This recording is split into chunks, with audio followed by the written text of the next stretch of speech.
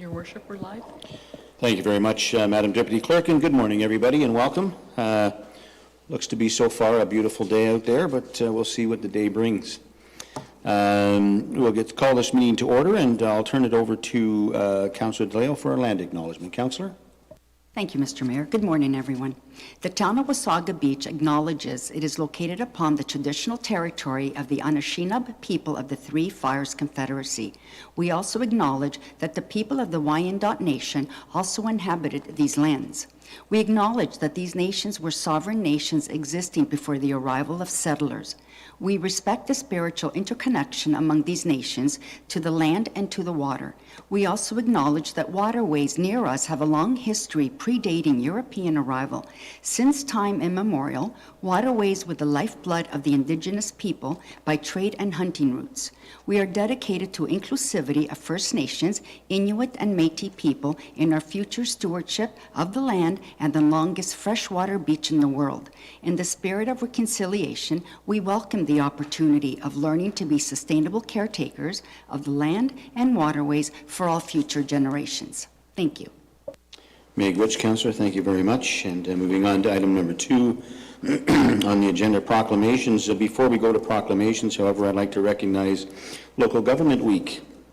October 20th to 26th, 2024 is Local Government Week in Ontario and provides an opportunity to reflect on the vital services delivered by municipalities and staff and governments. Municipal governments play a vital role in helping to define the character and the priorities and physical makeup and quality of life in communities across Ontario. We celebrate our municipal professionals and highlight the many careers available in the municipal sector. The dedication of this staff is incredible, and I could not be more proud of our staff here in the town of Wasaga Beach, and know that I believe Council would agree with me on that.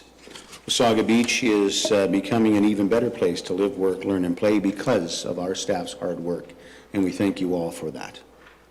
Town staff are also taking an active role in educating our youth about the importance of local government and developed a wonderful program for our grade 5 students here in Wasaga Beach in our community to study municipal government as part of their school curriculum. Town staff and council invite all grade 5 classrooms to join us in council chambers and allow staff to educate them on the election process, teach them about the services of a municipality, and provide and even walk through a mock council meeting. As a matter of fact, I believe last year we had a mock council meeting with students from Worsley Elementary School, and they delegated and asked for a trampoline park. They had a lot of fun. They made some very persuasive arguments, that's for certain. And we celebrate Local Government Week and take pride in the town of Wasaga Beach in providing vital services to our residents, businesses, and stakeholders. I'll also mention that I think it's important to note that a week ago Saturday, Hospice Campbell House had their annual gala and raised $500,000. Big hand to the staff at Hospice Campbell House and the folks who attended. That's just an absolute phenomenal number. And the Marwood Golf Course in Wasaga Beach last week had their first annual golf charity event for Hospice Campbell House as well, and they raised $35,000 more for that event on their first year. So great job to them as well. And Hospice Campbell House, of course, as you know, is a vital role in our community, although it may be located in Collingwood. A lot of our citizens to use it, and I like to refer to Campbell House as heaven here on earth. It's a very special place, so good for them. Moving on then to item number 2.1, International Day of Rural Women, October 15th, 2024. And the motion is that Council proclaim October 15th, 2024 as International Day of Rural Women. Could I have a mover and a seconder for this, please? Moved by Councillor White, seconded by Councillor Belanger. All in favor? That carries unanimously. And item number 2.2 is Probus Month. Recommended motion that Council proclaim October 2024 as Probus Month in the town of Wasaga Beach. Mover and a seconder for this, please. Moved by Deputy Mayor Snell, seconded by Councillor Eagle. All in favor? That motion carries unanimously. Under item number 3, disclosure of pecuniary interests. I have none before me at this time. If at some point throughout the meeting you feel you have a pecuniary interest, please let us know for the record. Under item number 4, adoption of the agenda, I recommend a motion that the contents of the agenda for October 10th, 2024 be approved as circulated. Any questions or comments? Seeing none, could I have a mover and a seconder, please? Moved by Councillor DeLeo, seconded by Councillor Timms. All in favor? That motion carries unanimously. You'll have to forgive me, I have a heck of a cold today. Approval of the minutes, item number 5, the special council minutes, September 26th, that the minutes of the special council meeting held September 26, 2024, be adopted as circulated. Any questions or comments on this? Seeing none, a mover and a seconder, please. Councillor White and Deputy Mayor Snell, all in favor? That carries unanimously. Item number 5.2, the regular meeting of council September 26th, that the minutes of the regular council meeting held September 26, 2024 be adopted as circulated. Any questions or comments here? Seeing none, a mover and a seconder, please. Councillor DeLeo and Councillor Eagle, all in favor? That carries unanimously. Under item number 6, statutory public meetings, there are no statutory public meetings today. Item number 7, presentations. We do have a presentation 7.1. Living Wish Foundation will be making a presentation today, and Carrie Plater, the director, is here with us. So Carrie, I'd ask you to come forward, please. Have a seat. The silver button in the middle of that microphone will get you live, and the floor is yours. Good morning. Thank you so much. Again, my name is Carrie Plater. I'm a director with the Living Wish Foundation, and I want to thank you, your worship, and council members for having me today to be part of today's presentation. Our founders, Nancy Good Kennedy, Lisa Wright, and Dr. Alyssa Boyd, they started the foundation back in 2018. It became a charitable organization in 2019, so we're celebrating 5 years this October. We have a robust board of directors, and we're a working board of directors that fronts the organization, as well as many volunteers that help us as well. Our mission is to provide medically supervised and supported end-of-life wishes to patients in the region who are facing a terminal diagnosis. Through granting wishes, we hope to assist people to live with the terminal illness, reframe hope, and enhance their quality of life until their death. So we like to empower every person and organization to embrace what we do in our communities. And we now cover about a 65-kilometer radius from Collingwood. So that enables us to capture most people in hospice from Alliston, Orillia, up to Owen Sound, just to give you an idea of our area. So the problem we face is by the time patients are faced with the thoughts that a cure is not possible, it's sometimes too late. Families are looking after and caregiving for the recipient, and so sometimes it's hard for them to take on that task. The Living Wish Foundation teams up with the patients and the families, and we work together to find a solution to help reframe hope with the wish recipient and help achieve those goals.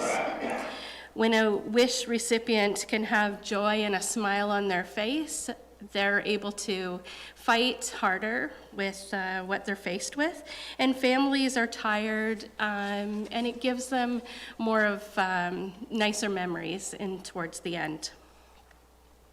So how do we do this? We have self-referral or physician referrals for qualified patients with a prognosis of 1 year or less. Through the physician and the patient, the family completes a wish on livingwishfoundation.org, our website.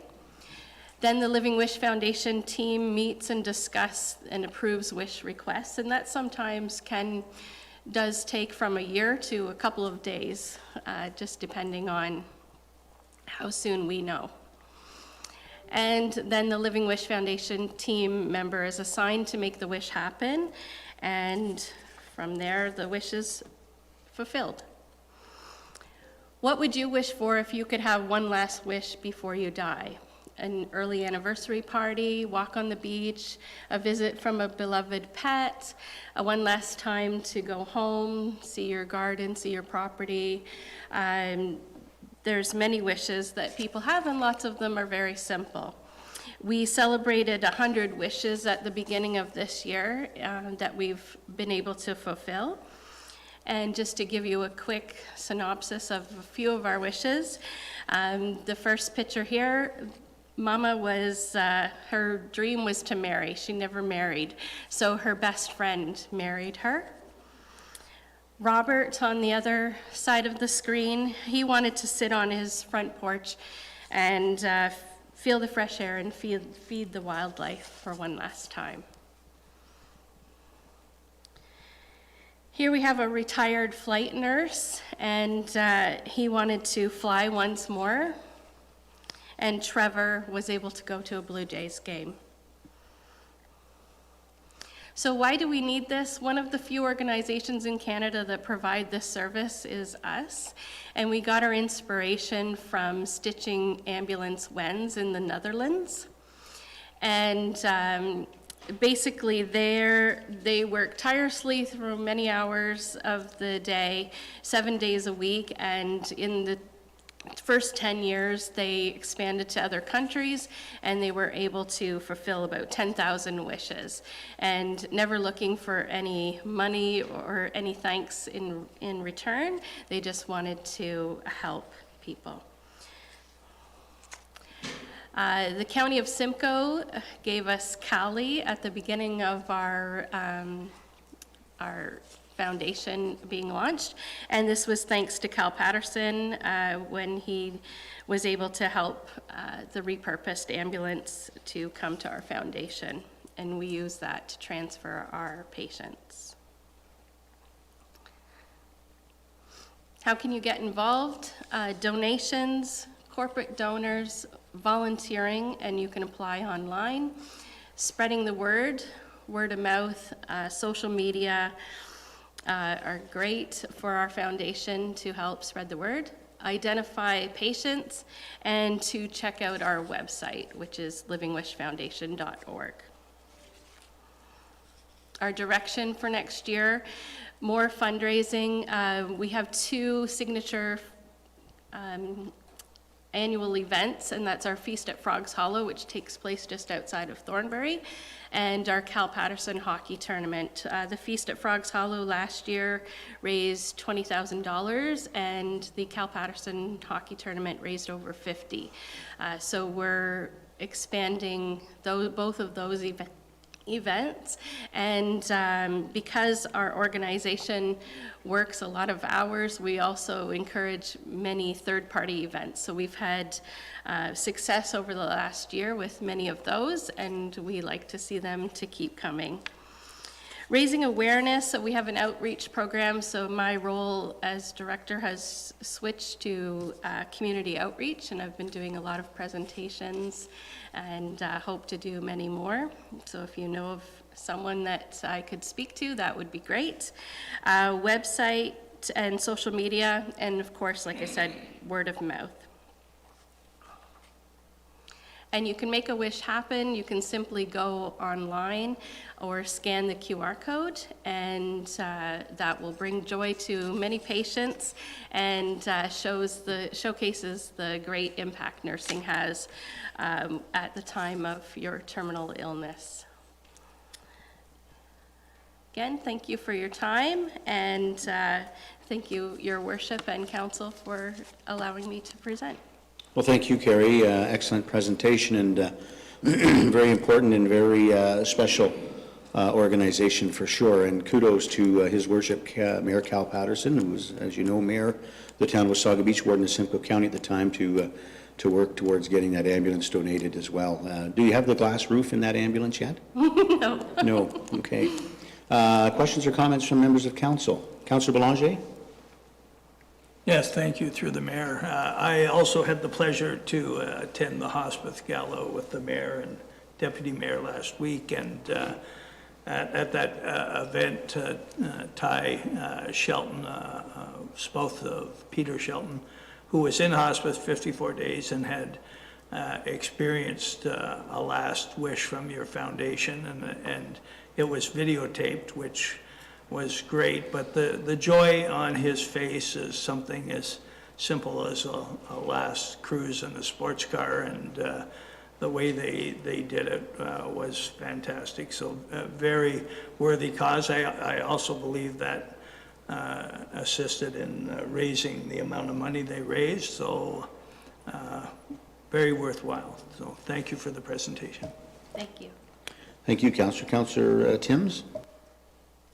Thank you, Your Worship, and through you, I just wanted to commend Carrie and her board on the wonderful work that you're doing and how touching it is. I think it probably makes a huge impact on the family as well to be able to see their loved one have some joy at such a difficult time. I also, Your Worship, wanted to recognize Carrie. She is a member of the Economic Development and Tourism Advisory Committee and a very hardworking member of that. She's also very engaged in the community and busy with her business. I don't know where you get all the time, but you certainly use it wisely. So thank you, Carrie. Thank you. When you're passionate, you find the time. Exactly. Thank you, Councillor Timms. And now, Councillor Ego. Thank you, and through your worship. Yes, Carrie, I just wanted to thank you as well. An interesting presentation. You brought more light to it than what I knew, and probably most of us. Yes, I know a lady that did the last swim in the bay that she wished through the help. So thank you very much to you and your organization for all you're doing. Thanks. Thank you. Thank you, Councillor. Deputy Mayor Snell. Thank you, Your Worship, through you. I just wanted to commend you and your organization as well. I had some friends who just 2 weeks ago, their parents got to celebrate an early anniversary because her mom is very, very ill. And I also had the pleasure of attending Mayor Kyle Patterson's tournament this year on behalf of the mayor. And it's amazing the support that your organization has in that event. It was absolutely palatable in the space, electric. And congratulations for that continued annual support, and to Mayor Patterson as well for starting that initiative. Thank you very much, Deputy Mayor Snell. Anyone else? Councillor Belanger?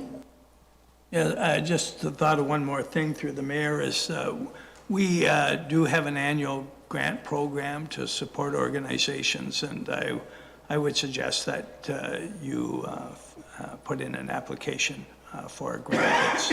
It's not a large amount of money, but we try to help as many worthy organizations as possible. Yes, thank you. And we have put in an application in the past, and it's been great support. Excellent. All right. Well, thank you very much, Carrie. Have yourself a great day. Try not to stay too busy. Thank you. All right. Moving on then to item number 7, delegations. There are no delegations today. Your Worship, my apologies. We have a motion there just to receive for information. You are correct. Sorry. My apologies, Madam Clerk. We do have a recommended motion. That's right. That the presentation by Carrie Plater of the Living Wish Foundation pertaining to increasing awareness of the foundation be received as for information. Mover and a seconder for this, please. Moved by Councillor Belanger, seconded by Councillor Timms. All in favor? That carries unanimously. All right, as I said, no delegations today. And moving on to item number 9, government relations. And we do have a few of those here. Beachfront development update to CAO McNeil, and I believe Andrew is coming in from home today. He's under the weather as well. Welcome, Andrew. Good morning, Your Worship, members of council. Can you hear me okay? You can, yes? Excellent. My apologies for not being there in person. I too, like many others in the community, have caught the fall bug, but I am on the mend.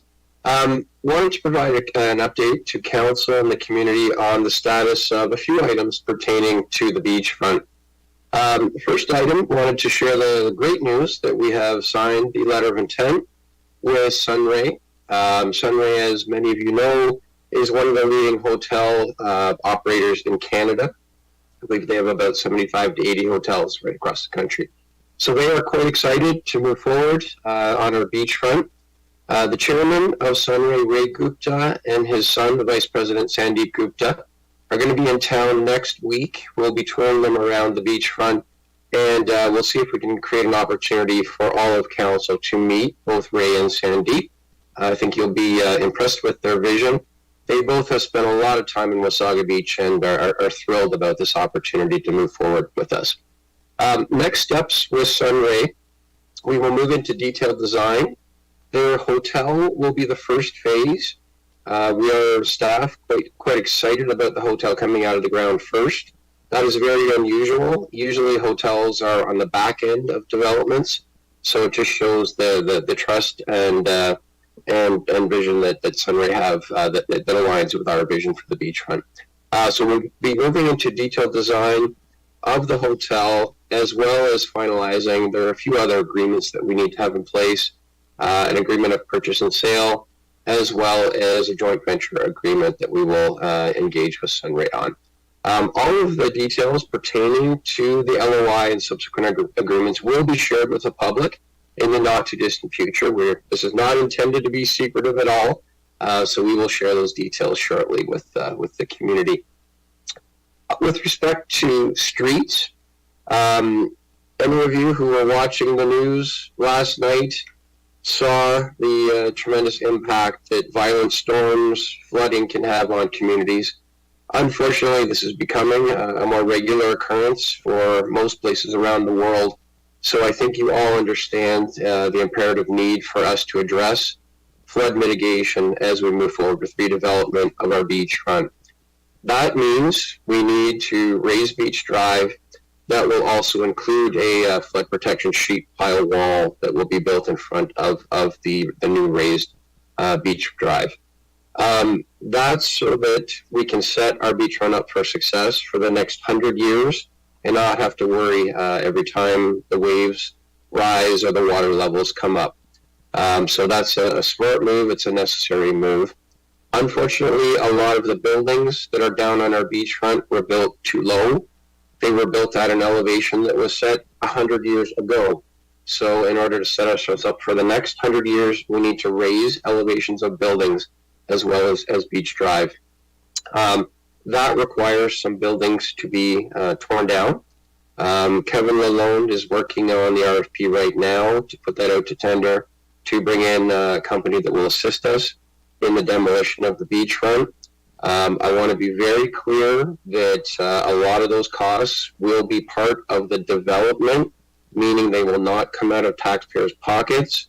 As part of the joint venture with Sunray, development costs will be project costs that the town will be reimbursed for on the tail end of development. Demolition will occur over the fall, winter, early spring, and I believe the goal is to have most of the buildings out of the way by mid-May, with construction starting shortly thereafter. So we're in for 1 or 2 seasons of intense construction down on the beachfront. Beach Drive, Spruce Street, 3rd Street will all be under construction for the next little while. This is an exciting time for the community. It's immense change at the same time as well, and change is often difficult. But again, we're all looking to getting to the other side of all of this and having some infrastructure, some streets that we're proud of, and then the companion buildings that will also be of a worthy quality. With respect to Fram, have some news that is somewhat disappointing.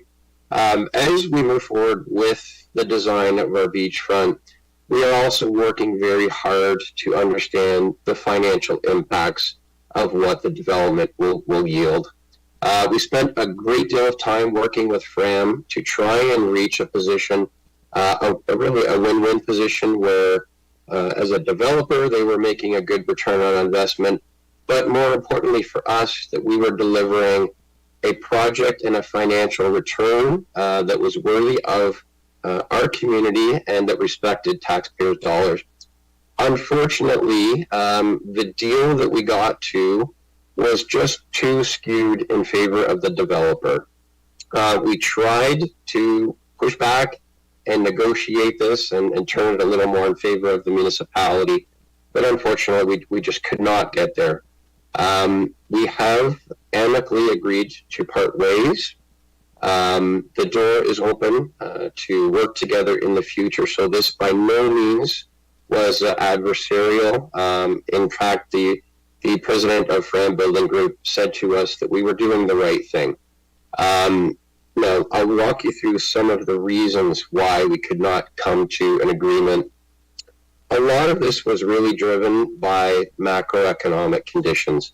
For those of you that are following the real estate development world, a lot of projects in the GTA have really flatlined over the last couple of years. We are hearing from a lot in the development community that this is the worst development climate in probably 35 years. We do see light at the end of the tunnel, and we do see this rebounding. Interest rates are coming down aggressively. So we think we will be catching this on the uptrend, which is positive. But a lot of that was impacting Fram's approach to the negotiations. So I'll walk you through a few of the key areas. The first is land value. It was very important to the municipality that the municipality get fair market value for land as part of development. Unfortunately, that was not the case with Fram. We were getting what we felt was about a third of what the land was worth. And that was just really something that we could not accept. We went back and forth on a different approach pertaining to some profit sharing. So if we accepted a lower value up front, we could participate as a partner and realize back-end profit sharing. But the return on investment, when we looked in detail at the numbers, again, was just not getting us to the valuation that we felt was appropriate for these prime development lands on the world's longest freshwater beach. The next issue pertained to development charges. We were very clear from day one, and Sunray has agreed to this, that we require full development charges be paid for development on the beachfront. We do not want to be subsidizing development.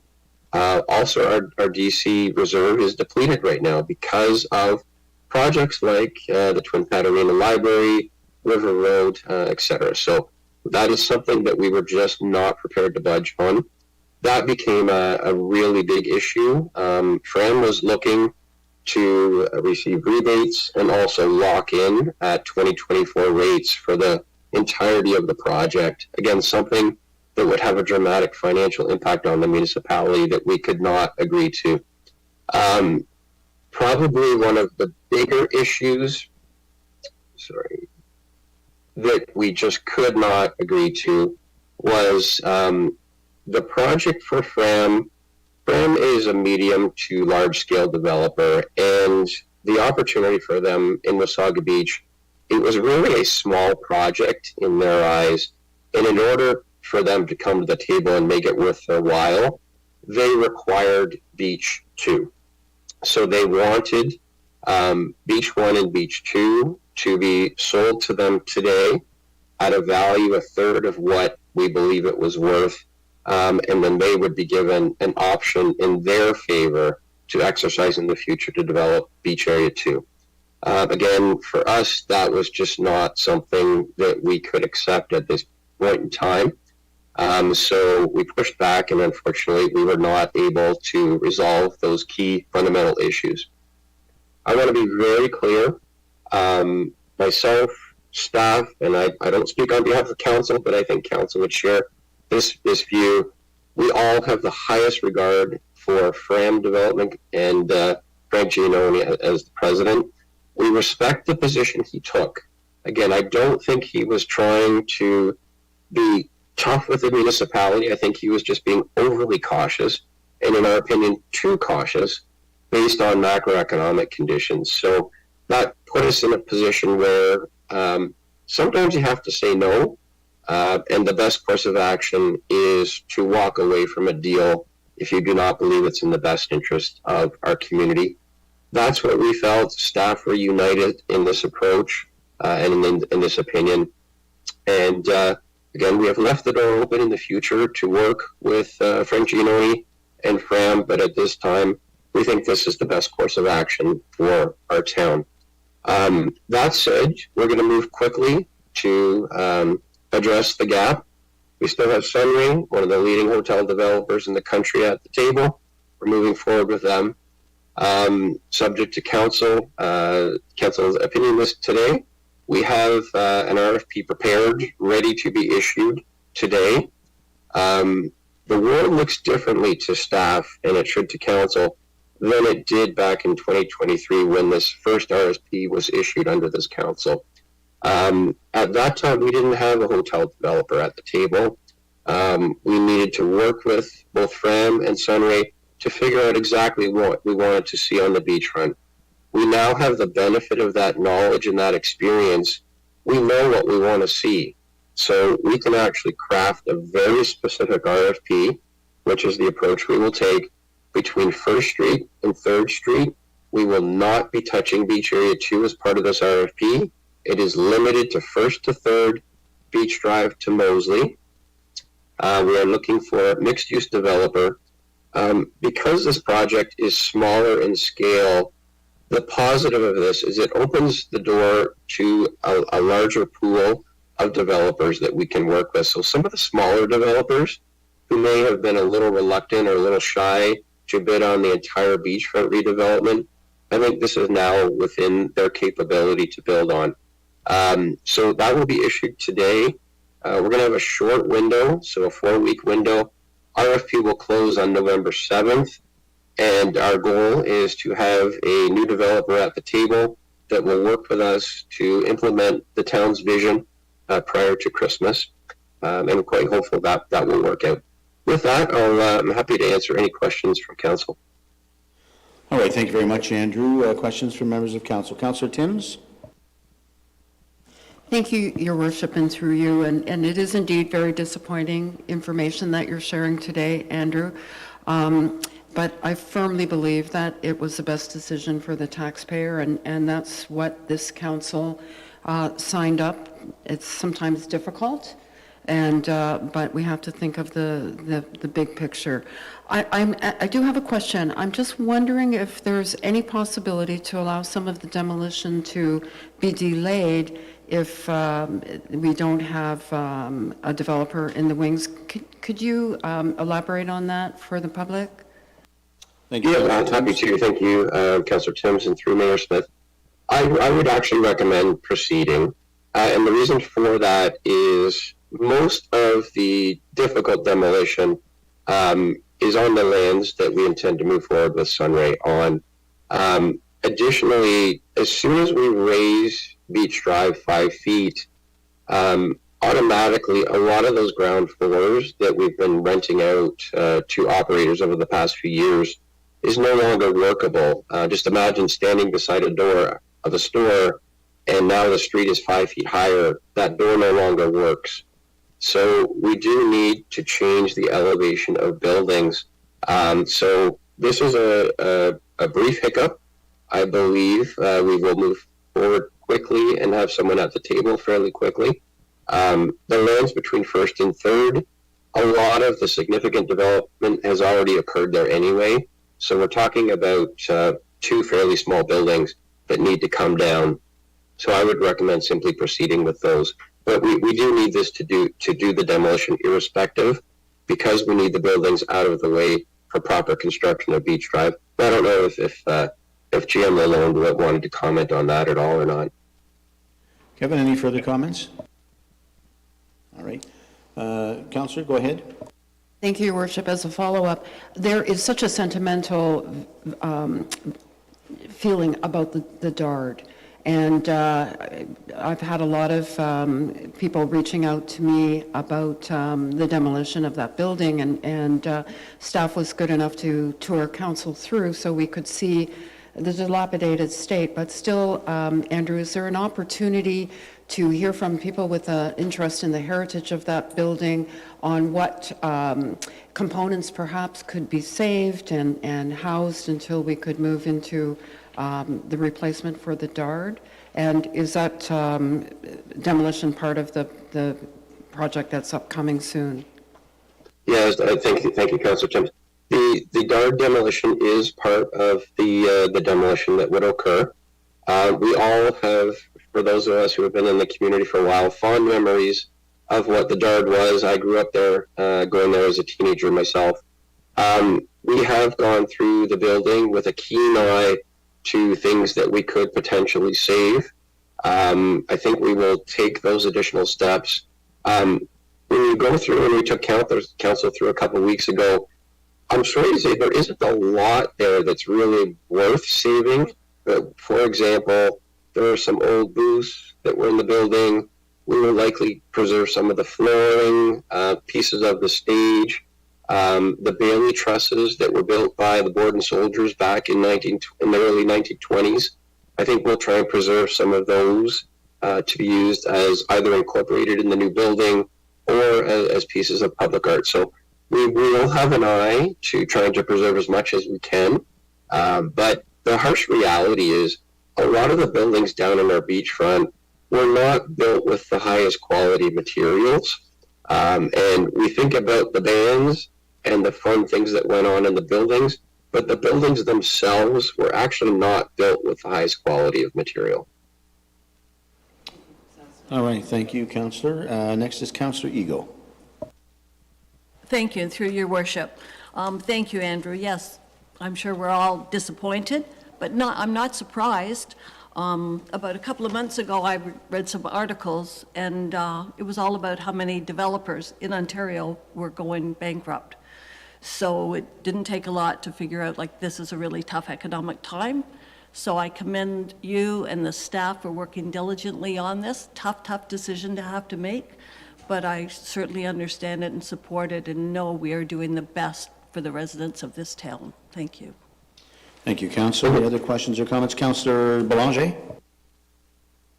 Yes, thank you, through the mayor. I think one thing that we should note is that in all of our original discussions over the previous council and this was a 5-phase approach to the development of Beach One.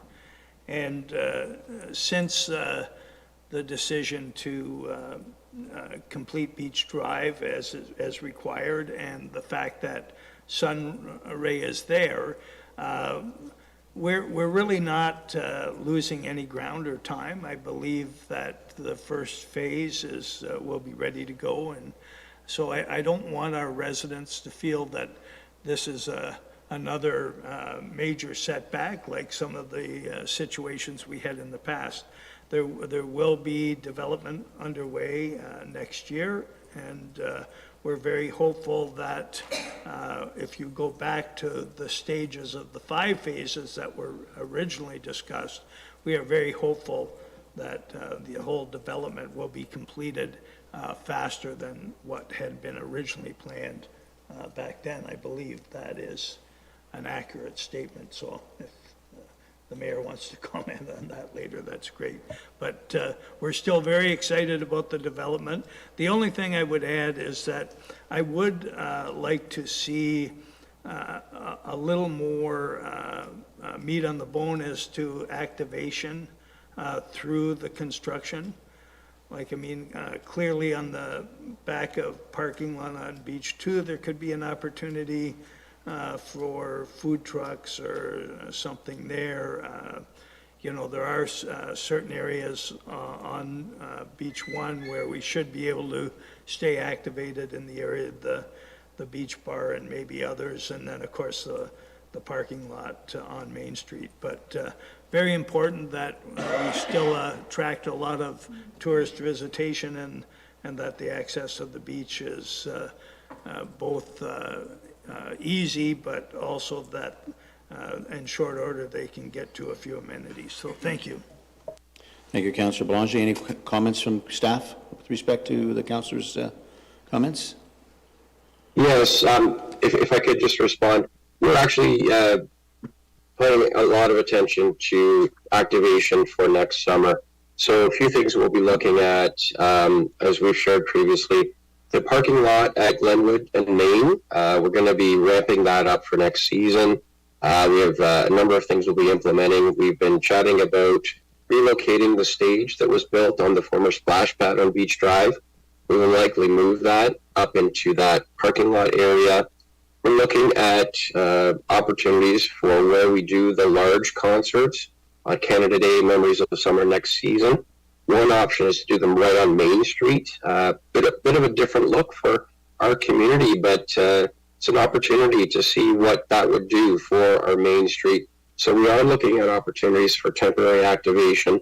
We're also looking at Playland parking lot.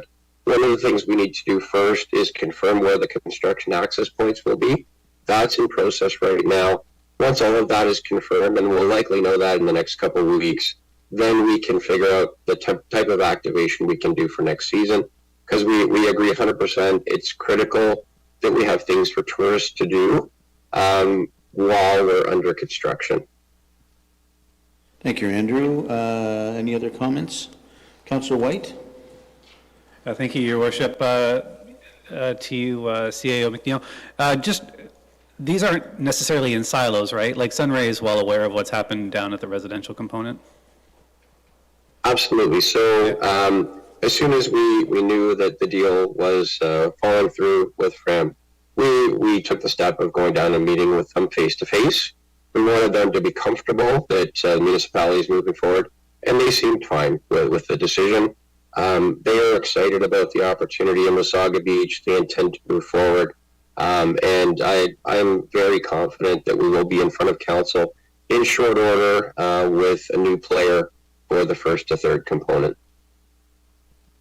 All right, thank you, Councillor. Any other questions or comments? Deputy Mayor Snell? Thank you, Your Worship. Through you, just a comment. I think I agree with you as well, Andrew, in regards to the scope of the project narrowing now just to first to third. I think we're going to get a lot of interest from smaller developers that are going to jump at the opportunity for such a unique development for themselves. So although I'm disappointed, my end result is excitement and anticipation. Thank you. Thank you, Deputy Mayor Snell. Any other questions or comments? Seeing none, this is extremely disappointing. There's no doubt about it. We spent a lot of time and effort with the FRAM group in trying to work this deal out, but I think what's important for the folks at Wasaga Beach to know is that you have a council here today who is not prepared to make a deal that is not in the best interest of you, the taxpayer of this community, first and foremost. And as difficult as it was, in many ways it wasn't difficult at all because of that. And I'm quite proud that this council has had the fortitude to be able to say, no, we want to move this forward, but this is not the best deal we can get for the taxpayer of Wasaga Beach. Staff have worked hard and diligent to get another RFP ready to go out today, I believe, Andrew, with a 28-day turnaround time. This is a much smaller scope because we do have Sunray at the table to do a big part of this now. So this is a much smaller scope that I'm quite confident that we'll see some smaller type developers willing to come forward and submit something that will be acceptable and in many cases may be better in the end because of where we're at today. And so, with every good thing we do, we know there's a lot of work that has to go behind it. And it's not through a lack of trying that we didn't get to an agreement. It really is just simply that the developer had one mindset versus the municipality having another mindset, which is the ratepayers of Wasaga Beach first and foremost. That doesn't say anything negative about Mr. Giannone and his company, FRAM. They are a financially solid firm. They have every ability to do what it is we want to do. They simply didn't want to pay what we believe the lands are worth. And we will not, for the sake of getting something done, give anything away. We're here to represent and make sure that the taxpayer is solid at the end of this and that we have a solid investment and development that is going to make Wasaga Beach an even better place to live, work, learn, and play. So we'll move forward. We'll see where 28 days brings us. I feel good about it, but we'll see when we see, and we'll keep moving forward from here. With respect to the demolition, I don't mind saying that it really pulls at my heartstrings, being born and raised beach boy, to see these buildings go, and especially the Dardanella. The Dardanella and the bumper car building, I think, are the two big pinches on my heart. Bumper car building, because I just spent tons of hours there on those bumper cars. But I also spent enough hours at the Dard. Some good and some not so good. But at the end of the day, the building is simply not salvageable without it costing 5, 6, 7 times what you could build a new building for today. So to the public and to those folks, and I know that there are several because I've had many chats as well, who have an absolute love and are not happy that the Dard will be coming down, be rest assured we will be salvaging every bit of material we possibly can to repurpose, and hopefully repurpose in a new Dard that will have those memories of the old Dard as part of it. Much the same as, the Grand Ole Opry, right? When it was flooded, and they took parts of that and used it in the new one. So, the Dard really is our Grand Ole Opry, and we are confident we'll make something happen there. Because the Dard building too, just for those people wondering, that particular land where the Dard is and sits on is not included in this next phase between 1st and 3rd Street either, as is Beach Area 2. Council has listened. We have heard people and the concerns of Beach Area 2. And so we want to take more time, which we can now do to figure that out, and what might be best for our community with respect to that. And this gives us a little more time to also look at how and what we can do to hopefully rebuild a new building that hopefully will be called the Dard and have some resemblance thereof. No promises, but I want everyone to know that we hear you and we're listening. So with that, we'll move on. If there's no other questions or comments, Deputy Mayor Snell, go ahead. My sincere apologies to speak after you, Mayor Smith. I just wanted to ask Kevin, for the sake of the residents who, as you were speaking, talking about those memories and the heartstrings, who want to go down and be able to walk the beachfront before demolition begins, will we have a good communication plan well in advance of any deconstruction starting so that those folks that want to go down, take pictures or whatnot, are able to do that and not get surprised by any last-minute stuff, please? Just before you answer that, Kevin, I think what we need to be clear on is throughout this whole construction process, the beach will not be closed off to the public. There will be several access points that you can make your way down to the beach. The beach from the curb to the water, remember, belongs to the province of Ontario. And we cannot, and nor would we ever want to block access to any of that. So I think it's important we be very clear that people will still be able to go down and enjoy the beach. They may not be able to drive on or walk on Beach Drive, obviously, because it'll be under construction, but the beach will be fully open to the public. Kevin? Thank you. Through you, Your Worship, Deputy Mayor Snell. Just on that point, we will require the contractor to maintain some form of pedestrian corridor at strategic locations throughout, so there will be that access. We still need to be mindful of certainly accessibility, but also garbage collection, because we know that the garbage will still be an issue down on the beachfront.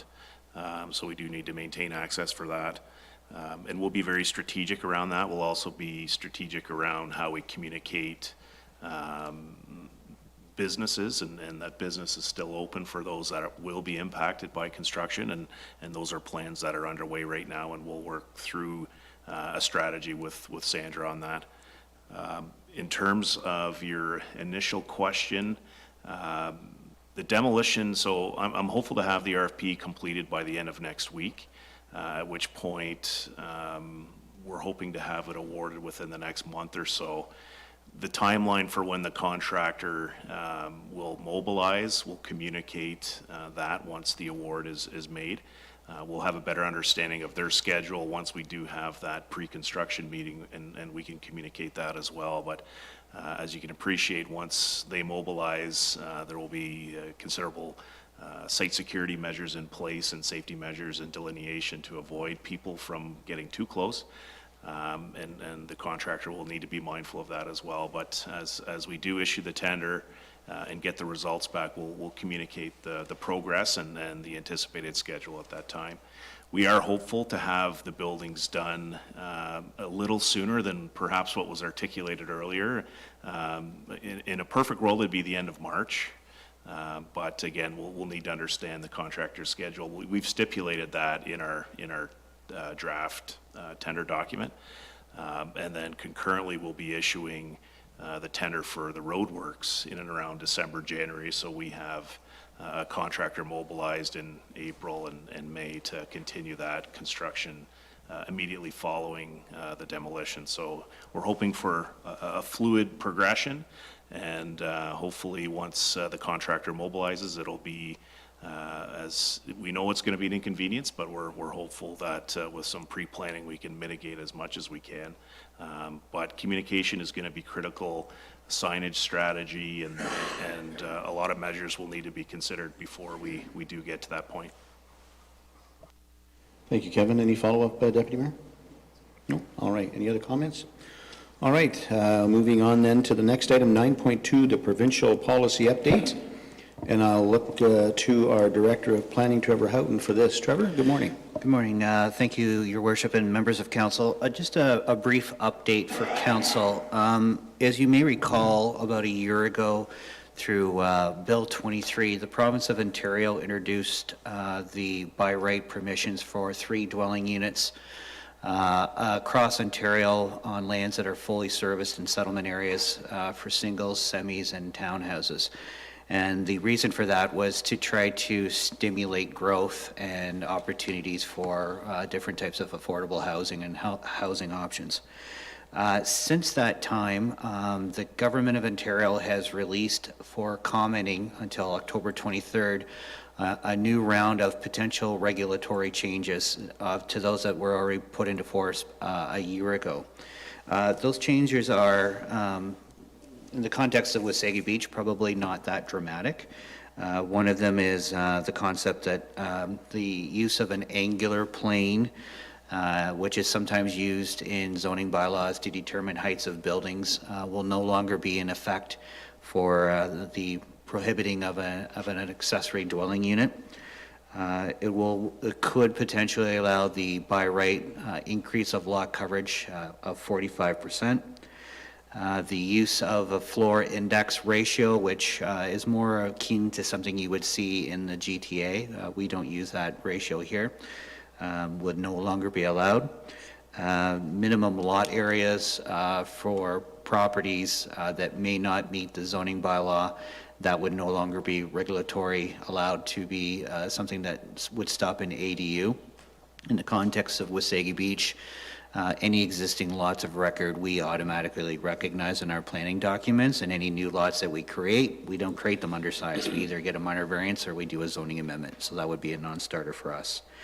They're also putting a maximum of a 4-meter building separation between a detached dwelling unit and the main residence. And from what we can see from the provincial documents, that's more to spark further laneway houses. And certainly we may have laneways in Wasaga Beach, but I suspect it is more geared to the GTA and the Toronto area. So in sum, we have reviewed the proposed changes, and they're just that, proposed. We don't see any negative influence on the context of Wasaga Beach specifically. So at this time, we're not suggesting that we need to formally submit any comments on behalf of the municipality to the province, but we thought that we would bring this to council's attention just to keep you appraised of what the latest changes are. And if, in fact, these changes do come into law, then we would obviously follow up and let council know. Your worship. Thank you, Trevor. Questions or comments? Deputy Mayor Snell?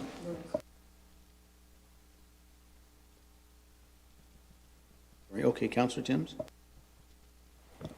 Thank you, Your Worship, and to Trevor. What is an ADU? I'm sorry, I don't know that. My apologies. It's an additional dwelling unit. So this is where you have a main dwelling unit, like your single-family house, and then you wish to put an accessory apartment or something like that in there. All right, other questions or comments?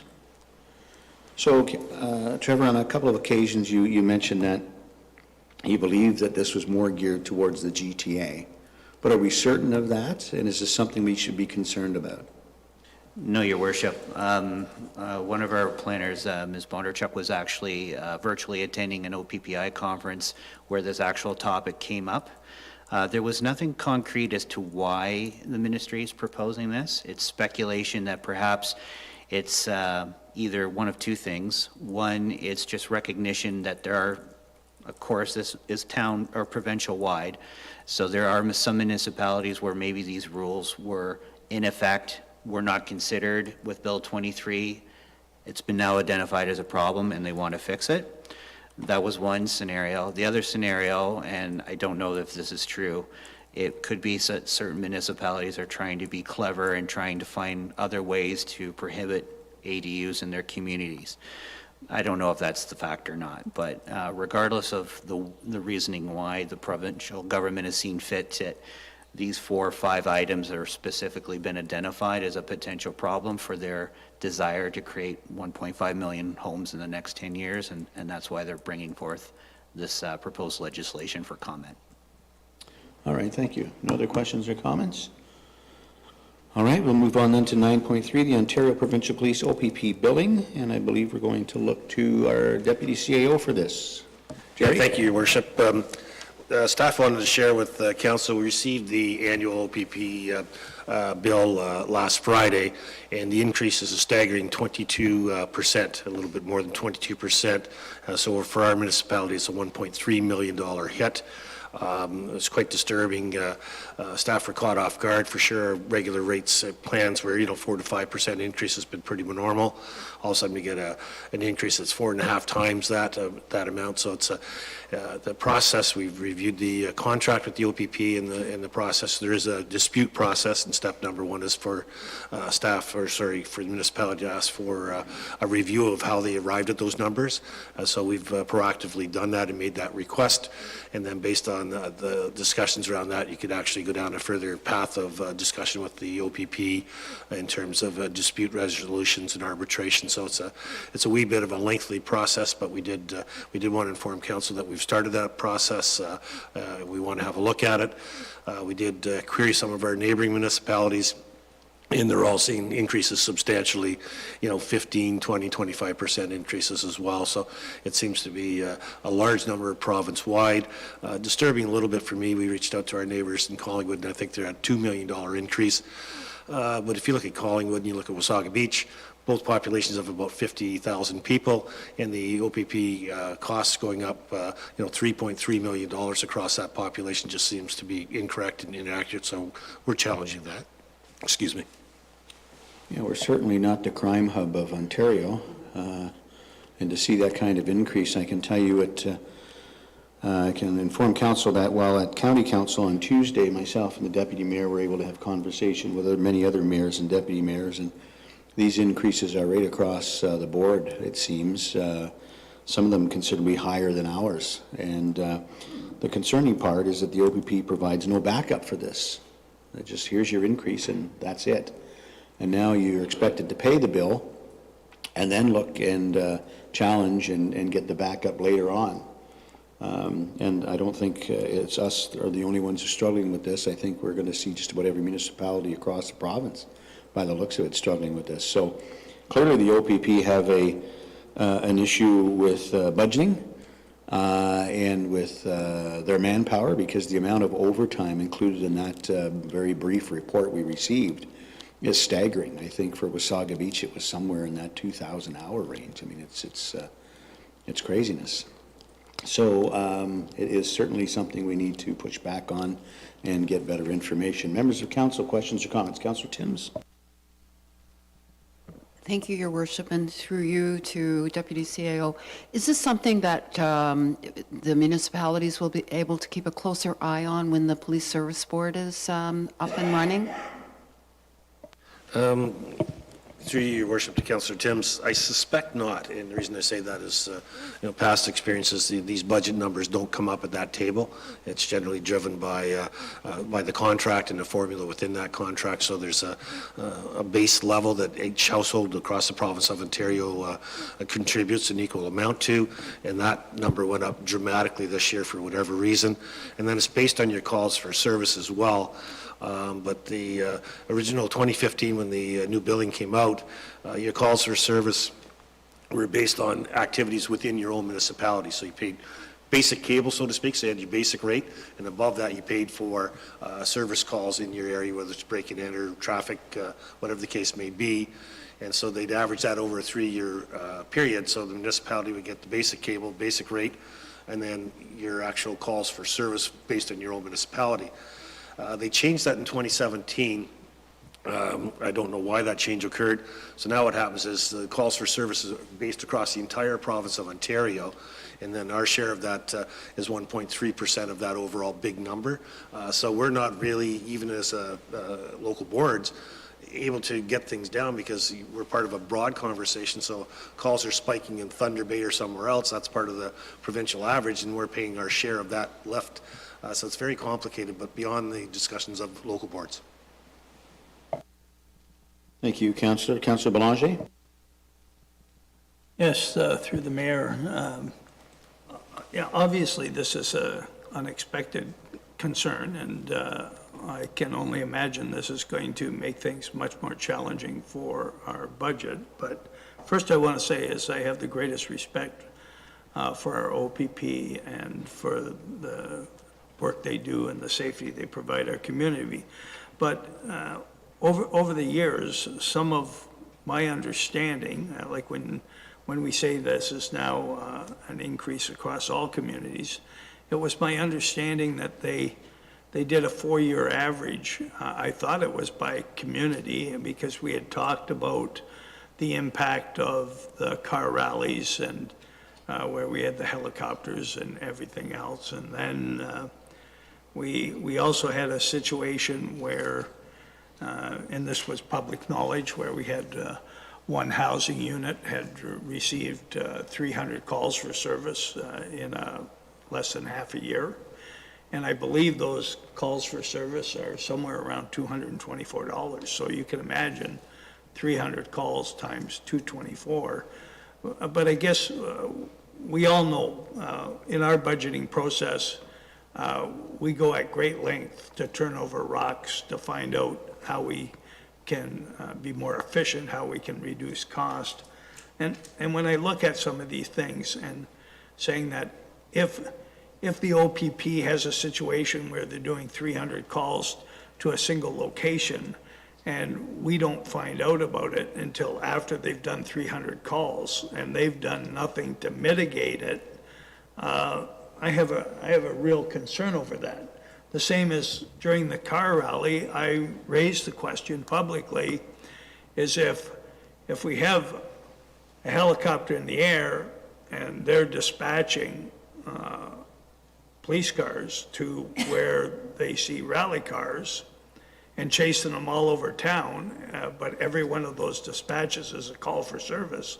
Don't know if it is or isn't, but you can see the kind of money that would be racked up extremely quickly. And I guess the most concerning thing is where we're, as a body, bend over backwards and do backflips to be transparent. We have an organization that is our largest cost that is not transparent. And we have very, very little understanding as to why these costs continue to escalate the way they do. And yeah, I believe I would certainly support the review, but at some point in time, I would like a delegation of the OPP to come before council and clearly explain the situation to us. Thank you. Thank you, Councillor. Jerry? Yeah, I guess, yeah, we need to, peel back the onion layers to figure out these costs. So as you were speaking a couple of weeks ago, the OPP proactively had a lot of enforcement in town, focused on, potential H2OI threats or that type of thing, so it's proactively engaged. Is that part of our bill? Is that part of their bill? We need to understand better those relationships. All right, thank you. Deputy Mayor Snell? Thank you, Your Worship, through you.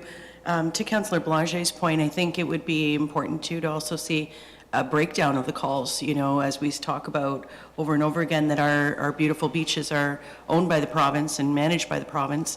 I'd like to see how many calls are coming from provincially owned lands versus municipally owned lands, and whether or not we're holding those accountable.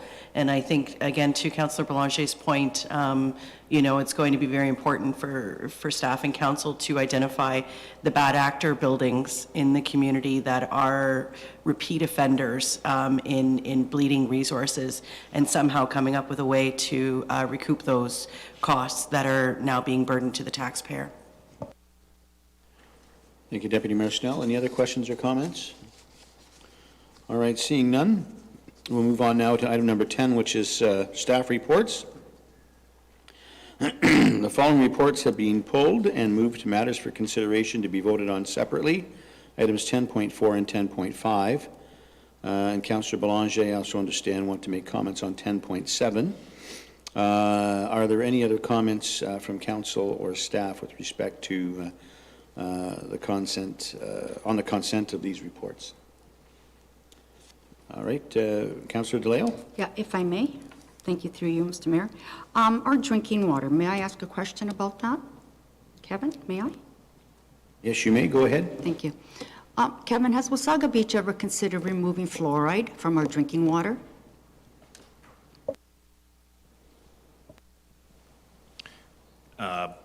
So fluoride is naturally occurring, through you, Your Worship, to Councillor DeLeo. We don't add fluoride to our drinking water. So fluoride's naturally occurring in a small amount within the groundwater that we draw for our source. So that is the extent of the fluoride within the drinking water. Perfect, thank you.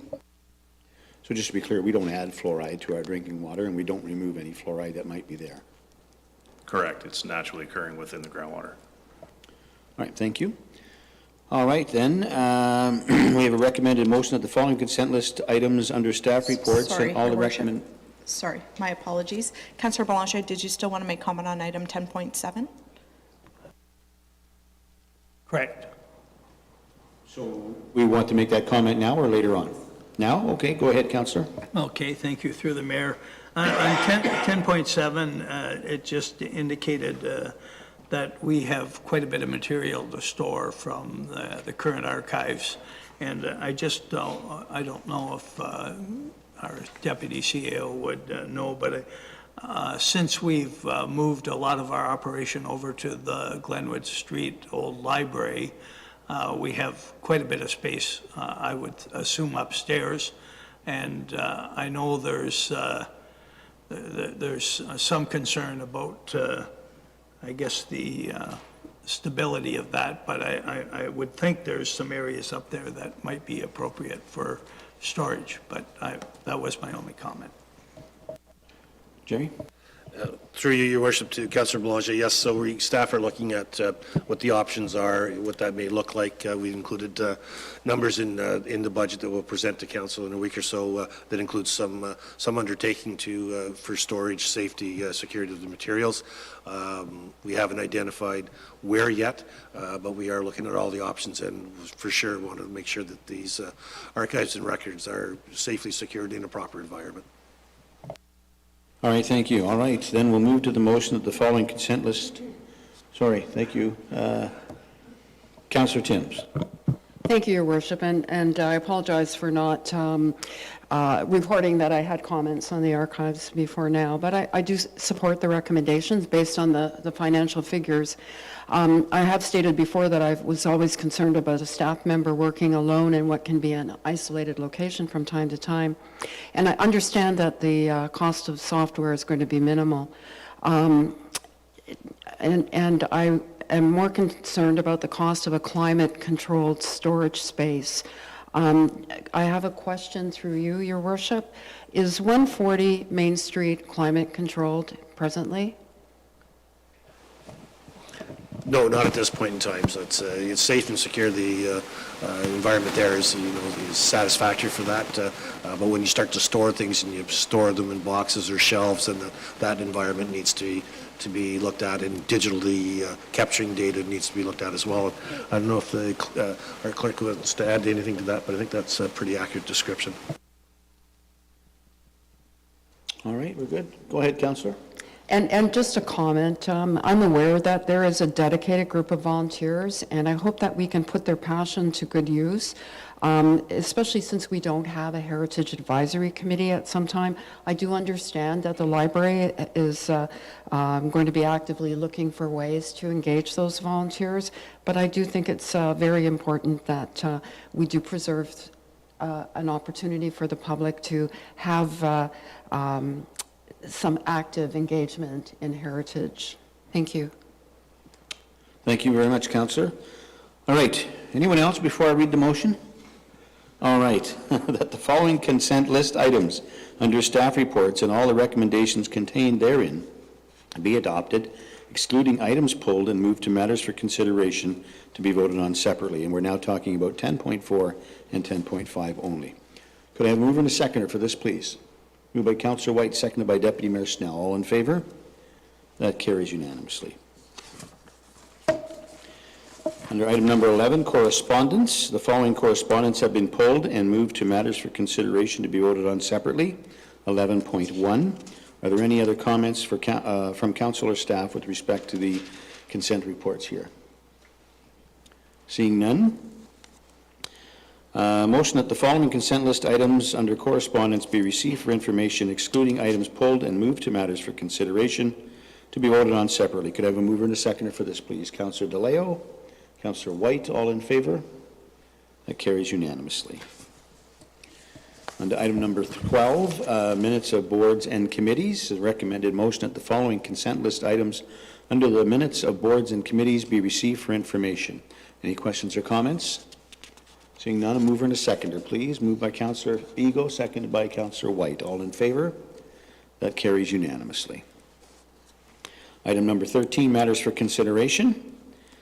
And we have the two items here and a recommended motion that the report titled Sale and Discharge of Fireworks Bylaw Proposed Amendments to the Council meeting of October 10, 2024 be received, and that the Council direct the Municipal Law Enforcement Coordinator to bring an amended fireworks bylaw as recommended in the report to a future council meeting.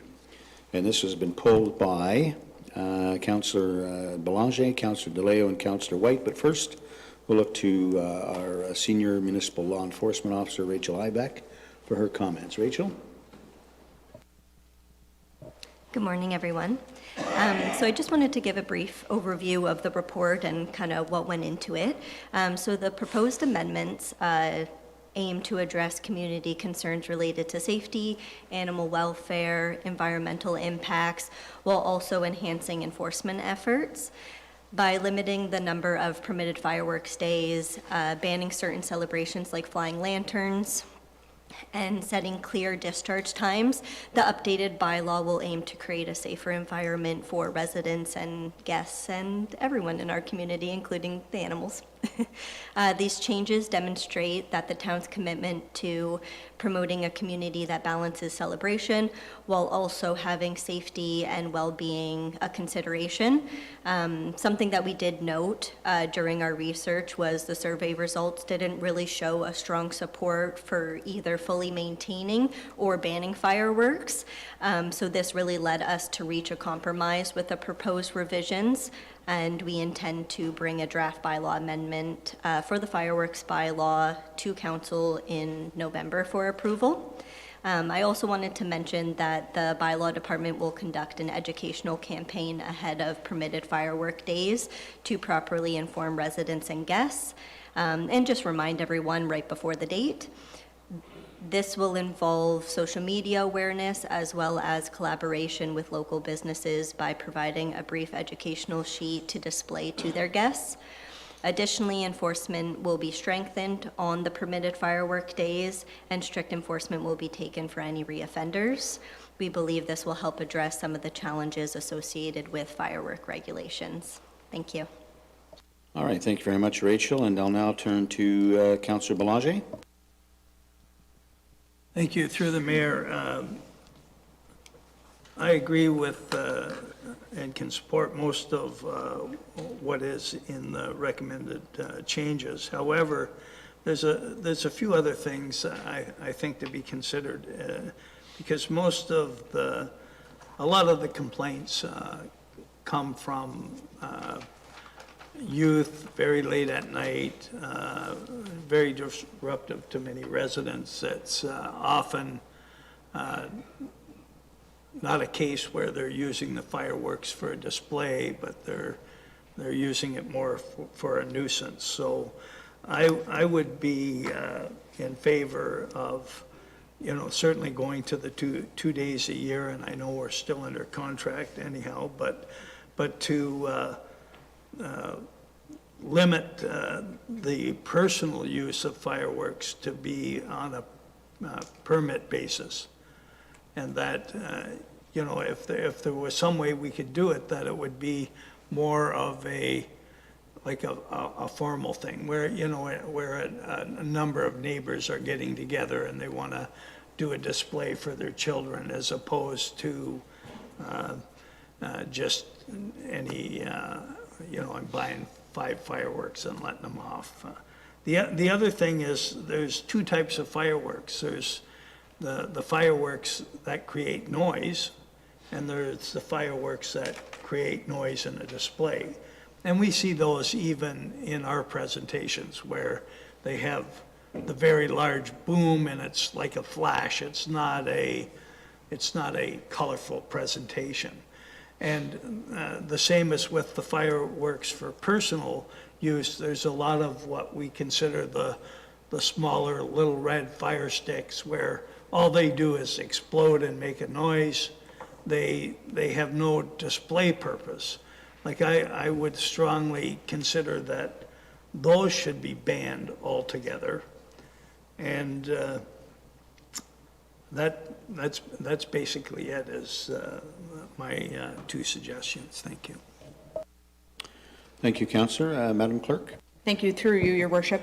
I agree with you. Administration will be looking, I can't remember right now, I don't have the current bylaw before me, but firecrackers and fireworks, that's the 2 distinctions. So firecrackers typically would be banned in municipal firework bylaws. So we will ensure that if it's not within the current bylaw to carry it over, we will look and identify that as a prohibited item. I agree wholeheartedly.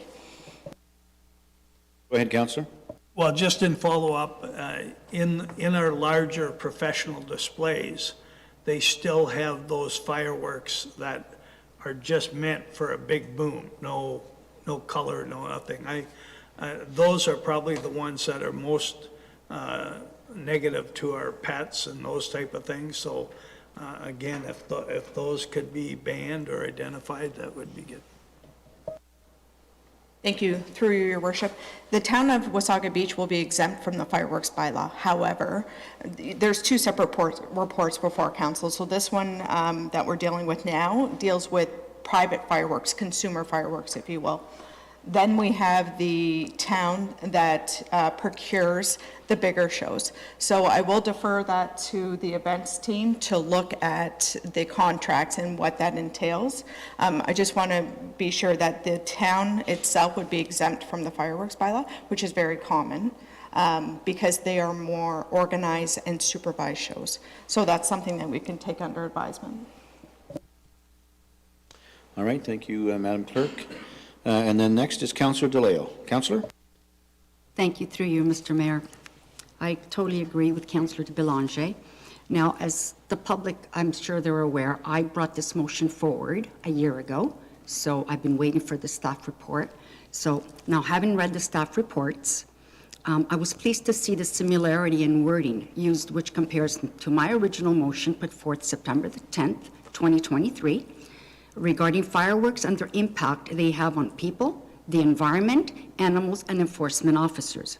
While I will not repeat my full previous motion, I will, however, add a few more points to this matter that I came across that is dear to my heart. And it's a bit lengthy, but bear with me. Most of us have experienced the bursting lights and bangs of fireworks on days of celebration or in the days leading up after these days in our neighborhoods. While the moment may seem awe-inspiring for some, for many people and animals, it is also a needless, disruptive, environmental, and traumatic health hazard. For animals, fireworks can be particularly distressing. In 2010, at a New Year's celebration in Beebe, Arkansas, some 5,000 blackbirds dropped out of the sky, pelting residents in the heads. Birds also have panic attacks at night, causing mass deaths. It has been documented that nesting birds may leave their nests. Some also get so disoriented that they lose their nests with fledglings, who then die of starvation. Some even get so frightened that they die. Deer and wildlife may become so distressed and disoriented that they fling themselves into roads and cars. Horses have heart attacks and keel over. Wild animals raising babies abandon their dens in fear. Even in our homes, domesticated companion animals have anxiety and panic attacks from the explosions, which cause them to become fearful, some hiding, some howling, and some running away in fear. Bees become so disoriented they do not go back into their hives. For people, fireworks can also be distressing and triggering. Those who have experienced wars and suffer from PTSD, which is post-traumatic stress disorder, can be triggered due to the explosions. Now, let's not forget those who came from a war-ravaged country. Having loud explosion noises may cause distress. Also, loud fireworks can lead to hearing loss. The WHO lists 120 decibels as the pain threshold for sound. These are loud explosions that have the potential to reach levels between 150 and 175 decibels at close range, well above what's safe for your hearing. An example of noise decibels would be a rock concert, auto racing, or a hammer pounding a nail, which is between 125 and 155 decibels. Then there's the environment impact of fireworks. In a time where the climate should be front of mind in all policy decisions we politically and socially make, fireworks are unjustifiable.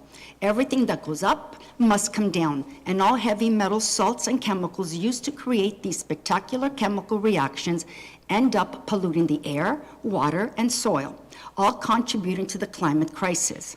Now, some examples are, I won't go through all, I've only got a few. Air pollution. Fireworks release a wide range of harmful pollutants into the air, including sulfur dioxide, particulate matter, heavy metals such as lead, cadmium, and copper, and other toxic chemicals. These pollutants can contribute to smog formation and reduce air quality. Then we have greenhouse gas emissions and toxic metal contamination. And let's not forget marine life impact.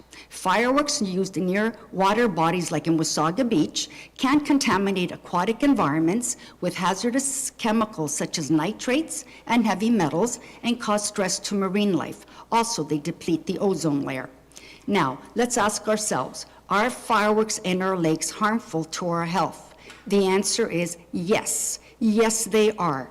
When these chemicals settle into lakes, they can potentially contribute to water pollution. Most research on water quality impact of fireworks have focused on percolates, an oxidizer that, in combination with the fireworks fuel source, creates the heat and gas necessary for an explosion.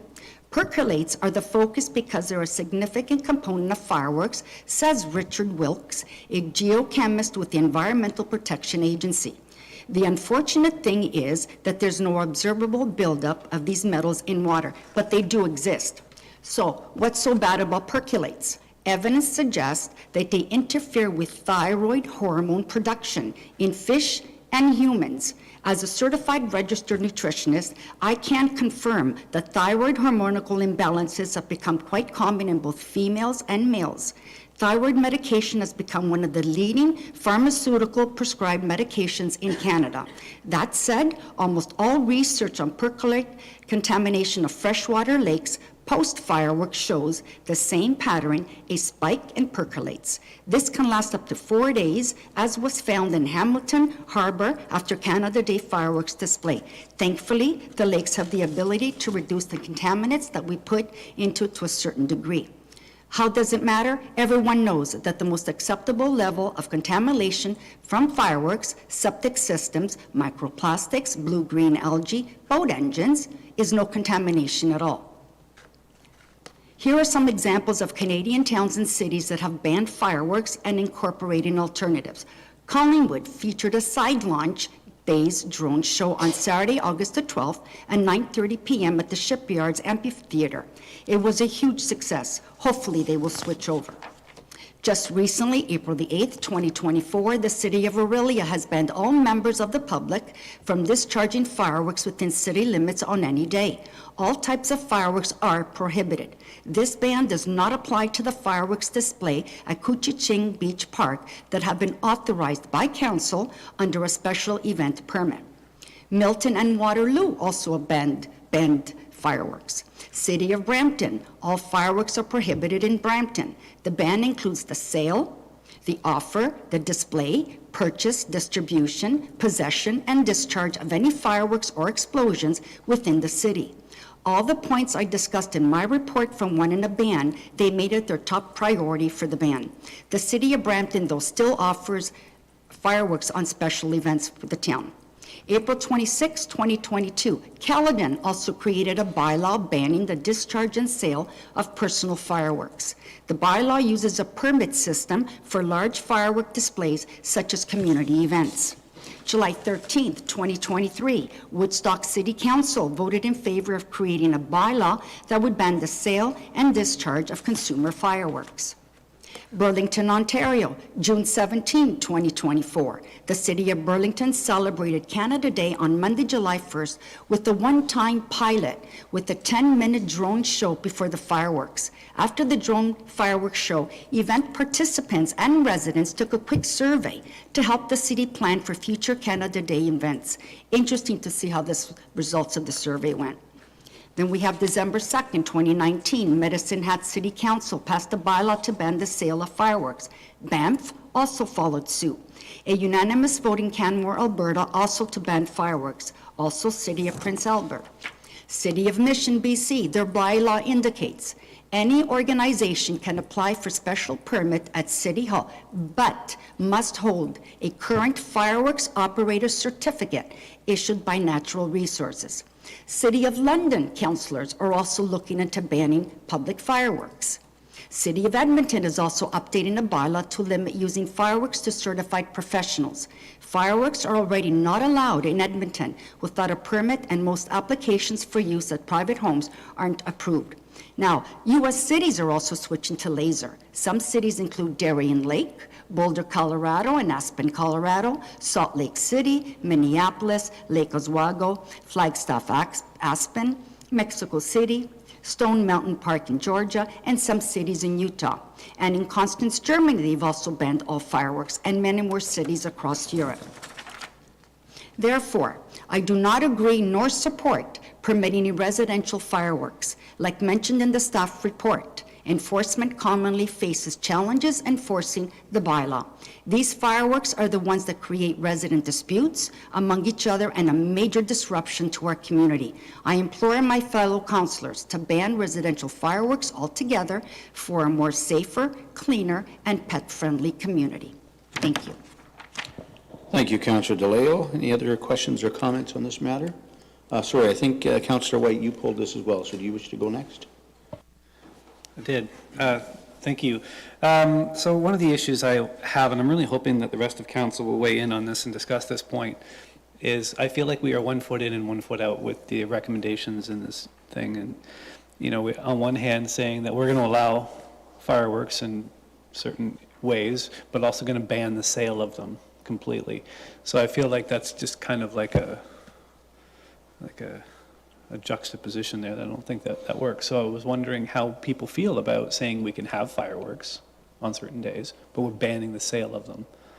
Are we comfortable banning? I'm not comfortable banning the sale of fireworks if we're going to permit them. So either we ban the sale and don't permit them, in my opinion, or we permit them and allow the sale. That would be my 2 cents, and I'd like to hear other people weigh in. All right, thank you, Councillor. Councillor Timms? Thank you, Your Worship, and I definitely have mixed feelings about this report, and I do respect the comments made by the chief and the animal welfare organizations, and certainly Councillor DeLeo. But I feel strongly that there has not been enough public consultation, and I would like to see the business community consulted as well in the process. And that would be something that I would feel more confident voting on it. I agree with Councillor White that it's a little bit of give and take and maybe not enough in full direction. When I listen to you, Councillor DeLeo, and I don't know if I can make a comment like that, it sounds like you would like to have all of fireworks banned, including public display. So there's a lot more to consider in this report, and I would like to see a public consultation take place. Thank you. Thank you, Councillor DeLeo. Next is Councillor Ego. Thank you, and through your worship. So I'll just make the one comment on, I am too in agreement of banning residential fireworks, keeping it that simple, because I think it is way too difficult to enforce. You can't have it for one day, because that just isn't going to hold, and you certainly cannot enforce bylaw at 1 o'clock in the morning. So that's what I will weigh on that one, to ban all residential. Thanks. Thank you. Deputy Mayor Snell, did you have something? Yeah, thank you, Your Worship. I was just looking at, because Collingwood did a survey last year to their residents, and they had over about 1,000 responses. 753, or 68.8%, felt it was important that the municipality had some sort of display on Canada Day, and of those, 77.6% wished them to be fireworks. So I'm asking, to Councillor Tim's point, should we be doing a public survey, or has a survey been done in Wasaga Beach in regards to fireworks and a ban? If you could speak to that, please, Rachel. Of course, thank you, and through you, Your Worship. So in my report, we did do a public consultation. I'm just trying to grab it here just to show the results. And it was definitely, so you can see it on Schedule A of the report, I believe. Oh, no, sorry, Appendix C. Page 7. Yes, page 7, thank you. So those were the findings that we got from it, and I think that also really drove where we were going with this recommendation, because we see a 50-50 split in most of the questions that were asked. So, if fireworks should be permitted, they did say more yes to do that.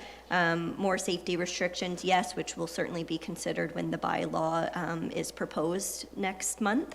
And then the sale of fireworks as well was 50-50 to Councillor White's position. But there was a public consultation done. Thank you, Rachel. Back to sorry, did you have anything further, Deputy Mayor? No? All right.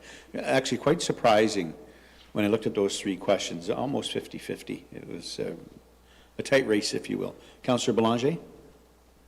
Yes, thank you. And I was just going to say, through the mayor, I'd read this report on Sunday, and as memory served me right, we had done surveys, and I also thought that we were leaving some window for potential sales for the two events that we are having, but maybe I was wrong on that. But the point being is, on these near 50-50 splits, we didn't survey animals. I don't think it would be the same. But when it comes to other things that are detrimental, like smoking and vaping and drinking and things, we allow a certain level of freedom. We don't just ban all of these things from our town, even though we know the negative impacts. And we do that because for the freedom of individuals that want to do those things. So I believe the report recognizes that there is a lot of people that would enjoy fireworks, and there's a lot of people that would prefer to see them gone. I personally would support a residential ban, but I also respect that, you know, some people with little kids buy those little sets and put them off in their backyard and are very responsible about it, and the kids love them. So, yeah, it is torn, but I think the report makes a drastic reduction from what we do today. And so, again, a little torn, but those are the reasons why. But I would certainly waffle between residential fireworks being available, and primarily because of enforcement.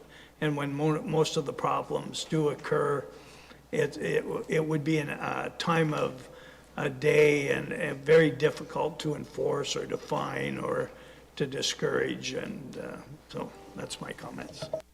Thank you, Councillor. Councillor DeLeo? Thank you, through you, Mr. Mayor. I'd like to respond to Councillor Timms, if I may. You indicated that I suggested no fireworks at all. You are incorrect on my part. I suggested no residential fireworks. There was no mention of the town just yet until we get to 10.5, so I'll get into that then. So I just wanted to correct you on that. Thank you. All right. Any other questions? Councillor White? Yes, thank you, Your Worship. I'm kind of still stuck on this. I think that, like, I think it needs to be more clear, and I understand that the survey results are not helping, because we're in a situation where literally 50-50 all the way down the board, and I do feel that the problem is individual residential use of fireworks. I don't necessarily, although I have an animal like at home that is traumatized for days after a fireworks display, and I live on the river, and there's fireworks displays every day, not just on celebration days. The people in their backyards going off all the time. It's kind of crazy out there. I would say that we need to pick a lane here. I think we either need to ban them outright, not just pick certain days, and make the town exempt, and the town is the only one that can put on fireworks, or just allow for everyone to do it. It is wildly unenforceable. The evidence is gone, up in smoke, literally. You can never tell where it went to. You know, you look down the river, or you look into neighborhoods and see where fireworks are coming off, you can't find that address. So you can't really complain well. You can't really respond well. I say either allow it or not, but this trying to walk the middle line, I think, isn't doing anybody any justice. I think at this point I would refer it back and say, hey, can we actually make have a staff recommendation that comes forward to say either have them or not have them, and not this kind of half in, half out. That'd be my recommendation. All right, thank you, Councillor. Councillor Eagle? Thank you, and through your worship, I'm listening to Councillor White as well, because we live in a really unique community geographically, with wide open beaches. Councillor White speaks of the river going off, you know, so that's an area that it's private, but it isn't. So that's used, and the same with our beaches. They're government controlled, and yet nobody can control those on a fireworks night, and it isn't one night, it goes for days at a time. So I feel strongly too, we have to do one way or the other, because it cannot be controlled in this town. That's my feeling. Thanks. Before I go to any further members of council, I want to look to Rachel. Rachel, maybe it would help us better if we could understand if there is a way to enforce this bylaw for residential fireworks. How do you do that, or is it truly unenforceable? I believe it's practically unenforceable, because, as the councillor said, by the time you get there, it's up in smoke, and where did it come from, where did it go? Unless you can find a bunch of red-hot embers left in the cartridge, and someone having that in their hand, because then who do you charge? Who set it off? So if you could maybe speak to that a bit. Thank you. I think you even summarized that perfectly. I did indicate in my report the issues that we do have with it, some of them being the difficulty pinpointing the source. And even if we do pinpoint the source who set it off, exactly to your point, limited resources on permitted firework days and off permitted firework days. We ensure that we are fully staffed or more staffed than usual on a weekend. And we still come to conclusions where we are running around town aimlessly trying to locate where these are coming from. And no fault to the complainants. They're also upset with what's going on, trying to pinpoint as well where it's coming from. It's very hard. If you ever see fireworks go off, even if you think it's a certain street, it's probably not that street. So we've definitely been dealing with that consistently over the last few years. Legal complexities, again, to your point, who set it off, safety concerns that go along with it, and limited evidence. So I definitely appreciate all the comments that have been made here today. One of them being that enforcement is certainly a struggle. I also like to commend our bylaw team, and we do still sometimes get charges. Sometimes we're seeing issues with reoffenders that we're able to, kind of go up the enforcement chart with that. Yeah, thank you. I've also asked that Candace come forward to speak to this report as well before we go to any further questions or comments. This is a serious issue in our community, and we need, I couldn't agree more with Councillor White, that we need to agree with this. We need to find a solution, and it needs to be one way or the other. But I guess my biggest question, the last one for you maybe, Rachel, is, so even if we do an outright ban, with the exception of the municipality, how do you enforce that? I mean, we ban them, you can't have them, you can't sell them, but they're just gonna bring them from wherever, or they're gonna go to another municipality and buy them and set them off. How do we enforce that? And my first thought goes to, well, perhaps it's the property owner who needs to be responsible for their property.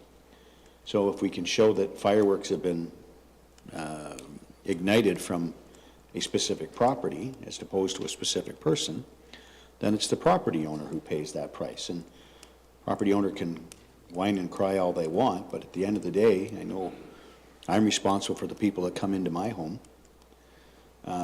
And I think every other property owner should be as well. So it might help us with a lot of other issues, as a matter of fact, if we look to the property owner versus the occupier. So how do you enforce that?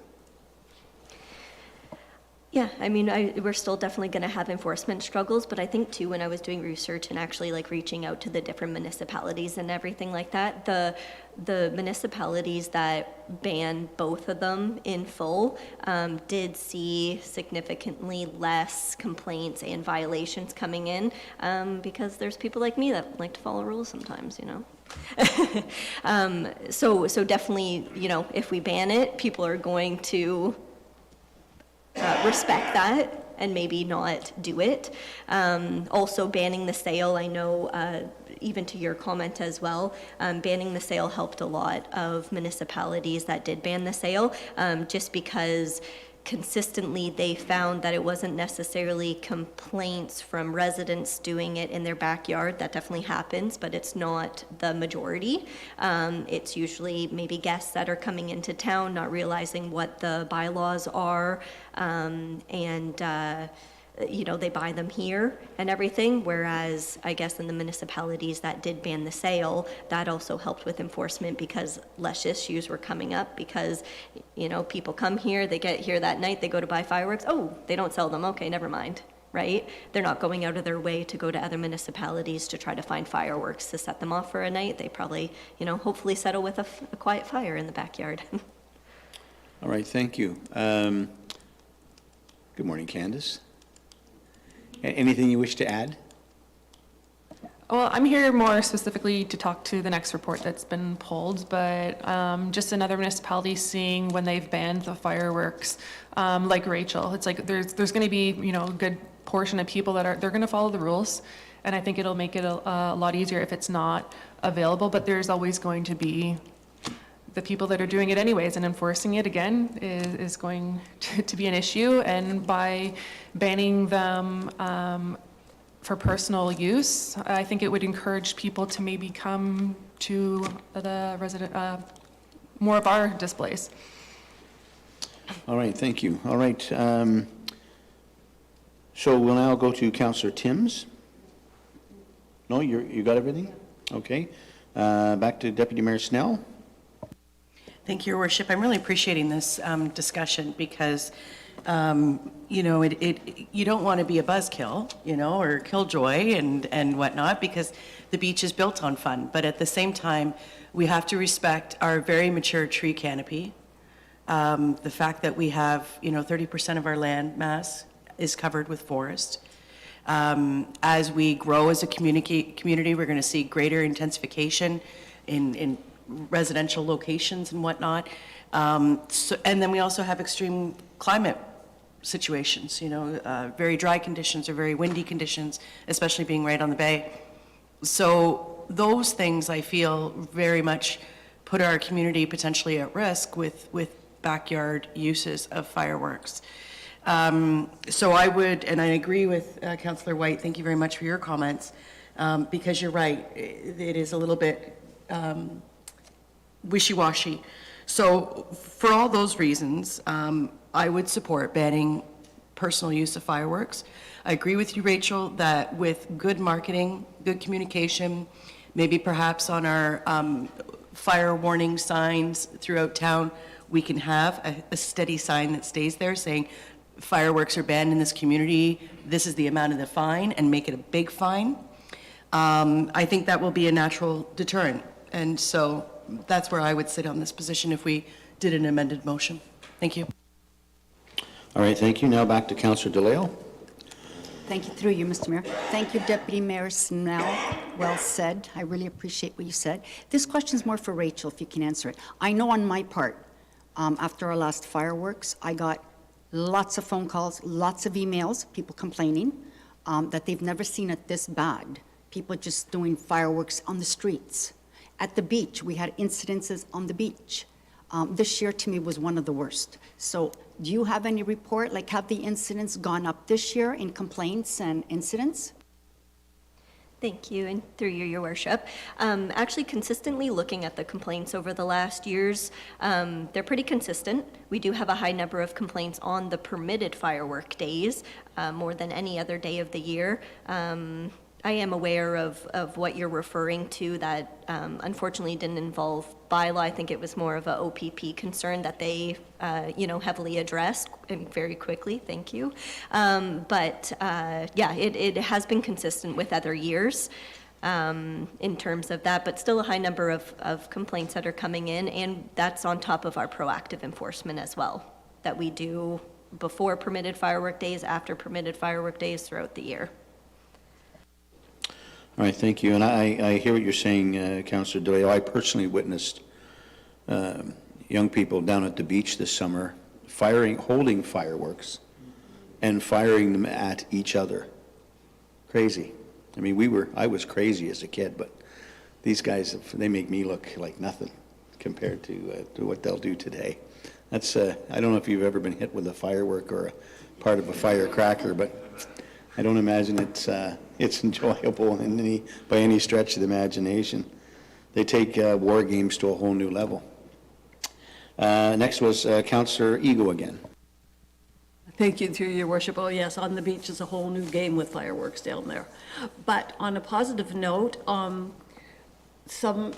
reach the public, what flashed through my head was during COVID, the mobile signs directed people all the time where to go in this beach, helping people through. So good mobile signage. On a positive note is this town is, free of fireworks. Welcome to town, and let people know when they come in that that's who we are. Just a thought. Thank you. And Councillor Belanger.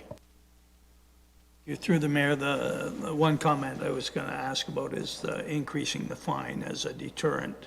But I had mentioned earlier too, as if there would, and I'm all for banning residential, but if there was any possibility of of a permitted program where if a neighborhood wanted to get together and do a more significant controlled display, you know, type of thing, that would still be allowed. Like we are along Linear Town, and kids enjoy fireworks, and sometimes because of the location and the time of day, you know, they don't all come here to see the fireworks. And, you know, if there could be one in the west end and one in the east end where a neighborhood wanted to get together and do something, and that it was under a permit program, I think I would be receptive to that. But in general, a residential ban is, I would support.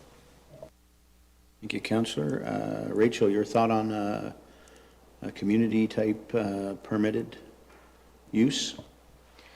It is certainly something that we can, you know, kind of go back to the drawing board and look into. When I was looking into different bylaws, I didn't see something similar to that. Definitely, when you first mentioned it, I can think of a few safety concerns with that, like where would they do it on the street, in a small backyard where now there's more increased number of people in the area. But I definitely think, you know, you're trying to kind of work with the community while also understanding all the safety concerns that have been brought forward. So I've wrote some notes down here, and that's something that I can either address next time in council or even address directly to you to let you know any findings that I see with it. Thank you, Rachel. Councillor White? Thank you, Your Worship. Hopefully this is the end of it. Yeah, you know, we are a destination town, and a great one at that. You know, if you look at the way we approach, you know, a campfire, for example, you don't need a permit. You never see the fire bans, no matter what's going on. You know, we kind of struck that balance. It has yet to work against us. I think that's a good way of looking at it. However, with this, I don't think that we can find I don't think there's a balance. I don't think there's a permit. I don't think that there's anything that you can do to make this work out from a restriction standpoint. I think I'd like to see this. I'd like to motion to have this referred back. I would like to see a more definitive yes or no when it comes to having them, selling them, displaying them, and how to punish it. To your point, you know, where there are speed limits, you're going to find more people than not obeying them.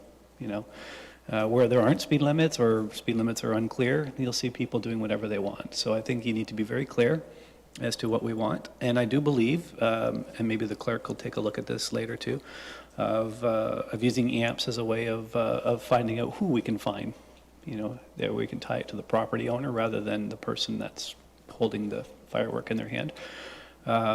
As a mechanism for sanctions. So again, that's my motion to refer back for more of a definitive path forward. If I may. Madam Clerk, please. Thank you, Your Worship. I've been listening intently to the conversation around the council table. This is a complex issue, and you had 0.02% of your constituency reply to a survey. That makes that decision difficult, especially when you're seeing the response is 50-50. What I'm going to suggest is that we refer this back to staff, that we take another look, we do a little bit more public consultation, host a public meeting at one of the facilities, and then return back and really evaluate what is going to work for the town of Wasaga Beach. I feel that we may want to look at a moratorium placed on the current bylaw to prohibit fireworks for New Year's Eve and New Year's Day. That will allow staff the proper time to do another analysis, a little bit more public consultation, and come back to council in January, February, with a report that will deal with the next permitted day, which is Victoria Day in the current bylaw. So again, fireworks right now are prohibited except for New Year's Eve and New Year's Day. What I'm suggesting is we put the moratorium on the bylaw to further prohibit New Year's Eve and New Year's Day, and then they're not permitted again until Victoria Day. So we have all the same enforcement tools right now, and that allows us the time to do the public consultation and ensuring that the more of the community is engaged in this type of decision. With regards to Councillor White's question about AMPS, I would recommend that we do a mixed POA and AMPS system, because what happens with AMPS, it's great recovery for property owners within the town of Wasaga Beach. However, if they don't reside in Wasaga Beach, we want the POA mechanism to gather those fines. That's my recommendation. I'll refer back to staff.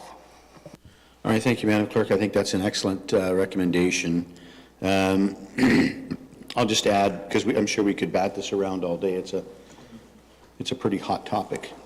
But I'd like to add that staff also consider that the fine be maybe not only to the property owner, but include the property owner.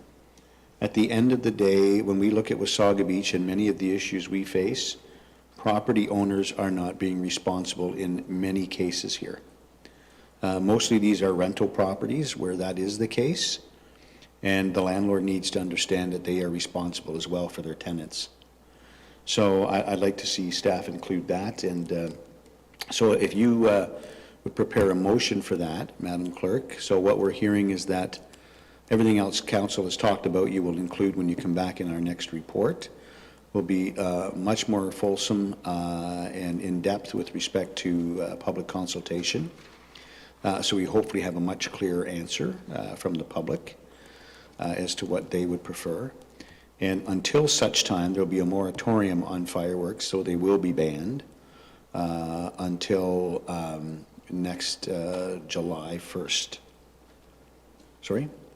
A decision will become before council prior to the next permitted day under the current bylaw, which is Victoria Day. Okay, Victoria So Day. again, this will ban fireworks until such time that this report comes back. And we make a decision. Okay. Does that seem fair to everybody? I think it's as close as we're going to get right now, Councillor. I understand. Yeah, go ahead. Yeah, I was kind of hoping we can make a vote today. Who wants fireworks, residential, and who does not? I mean, it's going to come back, and it's going to be another 50-50 vote, and then what? We're back to square one. That's how I see it. We waited already almost 2 years for this. Now we're going to wait another year. Like, let's just, I don't know. That's just my opinion. We're going to be back to this table again come April, May, and it'll be the same thing. Well, what should we do? Yeah, So that's it's my not going to be opinion. another year. It's going to be Victoria Day, which is May 24th at the latest, so we'll get it before that. And we'll have much more consultation, more in-depth, so hopefully we'll see. I think the reason, yeah, what was the number you used, Madam Clerk, 0.002%? 0.02% of the constituency replied to that survey. Yeah, so less than 0.1%. I think if we do more public consultation, I think we'll see these numbers considerably different. But whether we do or we don't, I think, quite frankly, is irrelevant. Council needs to make a decision on this. I agree with you there. But I think we also have a responsibility to be as in-depth as we can be to do that. Putting a ban on it between now and when we hear it back, I think is fair, so we don't have to worry about it happening any further until then. And we'll make that decision at that time, and it'll either be, you know, there will be some fireworks or there won't. So I think if everyone's fair with that, I'm looking to you, Council, you're good? Okay. All right, do you have a recommended motion, Madam Clerk? Just need 30 seconds, Your Worship. Absolutely. As a matter of fact, I'm going to give you 10 minutes. Why don't we take a bio break, Council? And let's come back at, so I'll give you 12 minutes. We'll come back at 10 after 12.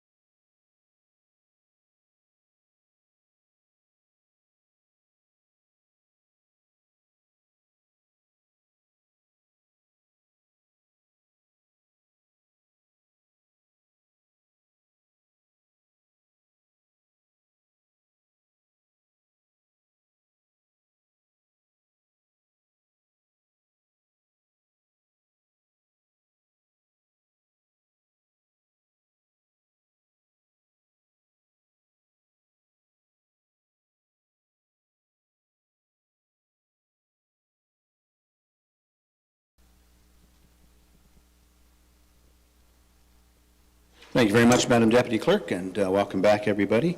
So we ended off with the last item, and we are waiting on our clerk for a resolution. Madam Clerk, do you have that resolution? Your worship, I do. So just for the public to be advised that the motion was read, however, there was no mover or seconder, so it's not within the council table. So therefore, based on the conversation, we're recommending the following. That the report titled Sale and Discharge of Fireworks Bylaw, Proposed Amendments to the Council Meeting of October 10th, 2024 be received, and that the Sale of Discharge of Fireworks report be referred back to staff for further public consultation and more information. And further, that a moratorium be placed on the Fireworks Bylaw 2003-28 as amended, temporarily prohibiting the display and offer of sale of fireworks in the town of Wasaga Beach. Thank you very much, Madam Clerk. Members of Council, you've heard the question. A mover and a seconder, please. Moved by Councillor DeLeo, seconded by Councillor White. Recorded vote, Madam Clerk. Thank you, Your Worship. Councillor Belanger. In favor. Councillor DeLeo. In favor. Councillor Ego. In favor. Deputy Mayor Snell. In favor? Councillor Timms. In favor. Councillor White. In favor. Mayor Smith. In favor? Carries unanimously. Thank you very much, Madam Clerk. And now moving on to the next item that was pulled is the alternative to fireworks displays. This was pulled, of course, by Councillor Belanger, Councillor White, and Councillor DeLeo, but I'll ask Rachel to speak to this in advance. My apologies, I put Rachel, it's Candace on this. Thank you very much. Candace? Thank you, Your Worship, and members of council. I just want to start by saying that staff is dedicated to implementing adjustments to reduce the frequency of fireworks. Fireworks have already been removed from Snowman Mania in 2024, and the plan is to remove them from summer launch in 2025. Staff do believe that continuing with traditional firework displays for Canada Day and Memories of Summer in 2025 is the best option, as many of our residents do look forward to our signature displays. While drone shows are gaining in popularity, they are costly and significantly shorter in duration, with weather restrictions that don't affect fireworks at the same level. Drones can't fly in the rain or when there's any wind.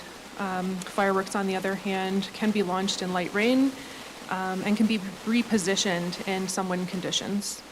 While reviewing the alternatives to fireworks, it was revealed that both drones and aerial light displays are outside the current allocated budget. When comparing, we are anticipating that fireworks are around $18,000 for a 15 to 25 minute show, while drones are $25,000 for 10 to 12 minutes. If we break that cost down between the two, the fireworks are coming in at about $720 to $1,200 per minute, compared to a basic drone show, which is approximately $2,083 to $2,500 per minute. However, further to the review on our fireworks alternative, we are now exploring the possibility of bringing a 2 full-hour length themed laser show as a new event for 2025. The initial quotes are currently at approximately $25,000 for this type of show. We've got a few other things to work through with production, meeting certain requirements, so that could change a little bit, but that's where it's coming in right now. There are funds in draft one of next year's budget to cover some of the cost of this new event or any other alternative should that be the direction that we're given under the new event line. Staff is asking to continue with traditional firework displays for Canada Day and Memories of Summer in 2025 by reducing the frequency of fireworks displays. We hope to lessen the negative impact while still maintaining the joy and celebration that traditional fireworks brings to those who do look forward to them. All right, thank you very much, Candace. And this was pulled by, as I say, Councillor Belanger, Councillor White, and Councillor DeLeo. So, Councillor Belanger? Yes, thank you, through the mayor. I had brought this up in public meetings earlier, but what the report didn't research at all was a permanent laser light show owned and operated by the municipality. I had mentioned that at Epcot Center in Disney, they run that show every night at dusk. And when you consider what has happened since we put up our Wasaga sign on the beach, it's amazing. You can go there anytime. It can be raining, it can be windy as heck. There's people out taking pictures. And I kind of envision that, you know, every night in season, and depending on how this equipment operates in colder times or whatever, that we could literally run a laser light show every evening, because I don't think there's a lot of cost other than the original purchase. And obviously, these shows can be programmed, but you could run the same show every night if that's what you chose to do. So I think and I expect this might be relatively expensive, but when you look at the redevelopment of our beachfront and the investment we're making, if this has to be something that we create a reserve or whatever we do to build up and be able to purchase that 5 years down the road or whatever the case, I really believe a permanent display that we can use at our own discretion is something we should look at. Thank you. Thank you, Councillor. Candace? Yes, through you, Your Worship, to Councillor Belanger. I can speak to that. We have done some initial research, and the only reason I didn't bring it forward just yet is because the numbers are so all over the place. I'm getting from tens of thousands to hundreds of thousands of dollars. And there's so many kind of changes happening right now at the beachfront and the anticipated, where is it going to go? And I can't get proper information for proper quotes right now. So we are hoping that we can get something that would be more of a permanent designated spot once we have a designated area and it can be permanent. And we were hoping that's a concept that we could revisit in the future once we have more answers on where we could put this type of thing. So Candace, when you say tens of thousands to hundreds of thousands, is that per show, like per night, or to just have the equipment and the setup? That would be to own the equipment. All right, and I'm assuming this equipment projects this into the sky? Yes, it would either into the sky or it would, we'd have some sort of structure. There's so many different kind of varieties of what could happen. It's just, there's a lot of pieces that we need to put together. And with the cost of what they were showing to be, it was just not something that we thought could be done right now, but definitely something we'd like to do to be able to complement our Wasaga sign, because we can see how popular it is and how much attention that it draws. All right, thank you. Next was Councillor White. Thank you, Your Worship. Loving this conversation today. I guess the way I feel about this is we don't know until we try. You know, we're trying to find ways to shoehorn in what we've always done, whether it's in the budgeting process or environmentally. I think I'd like to see us go down the lane of seeing what we can do, how we can change the budget, change the approach, to even just for 1 year, try something other than fireworks just for a year, see how it goes, see how people respond. And then furthermore, what Councillor Belanger said seems like a little bit more of an interesting concept, where we figure out what we spend over time, and I'm sure we spend lots of money every year doing this. I'm sure if we took ownership of something that was a long-term investment and provided much more entertainment, I think that would be something worth looking at. So for me, having us ditch the fireworks, at least for 1 year, and try something, one of these other ones, I think that would be my vote. Thank you, Councillor. Next is Councillor DeLeo. Thank you, through you, Mr. Mayor. Thank you, Councillor White. Thank you, Councillor Belanger. Totally agree with your comments. Love it. Now, I'm going to get to my next part of my speech, because I had to break it down to 10.5. So get comfortable. It's not as long, but get comfortable. Now, let's talk about alternatives to traditional fireworks. The staff report touched on alternatives, but did you know laser shows can be customized to anything you want? Imagine the possibilities we can create. Music can be added to it to make it an experience to remember. Canada Day celebrations in Greater Sudbury and Timmins this year will replace the fireworks shows with drones. June 10, 2024, it was announced that Science North and the Greater City of Sudbury introduced an exciting new change, moving from fireworks to a cutting-edge drone show. In partnership with North Star Drone Shows, this eco-friendly alternative lit up the night sky with intricate signs, animations, and synchronized movements that are impossible with traditional fireworks. This transition eliminates air and noise pollution, reducing environmental impact while ensuring the show can proceed with or without fire bans. Ancaster, BIA, put on a drone show for Canada Day festivities. In a press release, they said, "We are excited to come out and put on a drone light show in Ancaster, Ontario. Some designs we have prepared include the maple leaf, the beaver, a bear, and a moose, and much more." It's nice to see how these communities are adopting the new clean and safe way of celebrating. Now, in conclusion, some may argue that we are a tourist town, but I believe we need to put our tax-paying residents' needs and health, animal and environmental well-being first before tourists. It's essential to balance the joy of fireworks with their environmental and health impacts. Alternatives to traditional, more sustainable and environmentally friendly, safer and healthier for humans and animals are getting more and more popular. It will be an excellent branding for Wasaga Beach, attracting tourists for new experience while pleasing residents. I am pleased to see the town of Wasaga Beach is moving forward to ban all sale of fireworks. I am also pleased to see the town of Wasaga Beach limit town firework displays at the beach to only Canada Day and memories of summer. For me, it's a great start in the right direction. Although I still would like to see Wasaga Beach do aerial light shows, which are laser shows.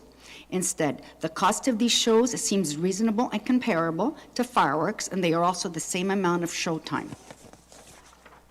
Now, I want to add that our CAO, Andrew, he mentioned that possibly next year, we would like to do, just a thought, put on Canada Day and Memories of Summer on Main Street. And I think that doing the laser shows there would be a better option, because think about it, with fireworks, what goes up must come down. That debris has to go somewhere. And I don't think we want it on Main Street, because usually when they're done now, they're done over the waters, correct? So that's one point. Now, if I may, through you, Mr. Mayor, Chris, our IT manager, will show 2 short videos I brought totaling 3 minutes. To show cities that have put on laser shows to protect their residents, air quality, and animals. We're only showing a small little portion of these videos, very small. So enjoy and sit back. Thank you. Thank you, Councillor. 3, 2, 1.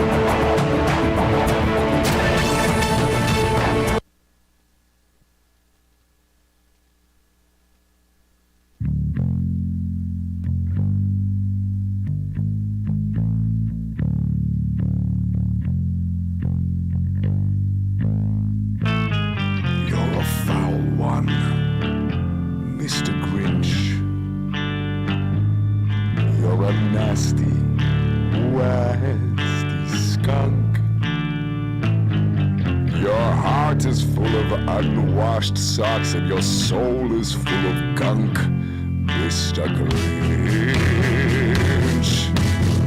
The three best words I would use to describe you are as follows, and I quote: Stank! Stank! Stank!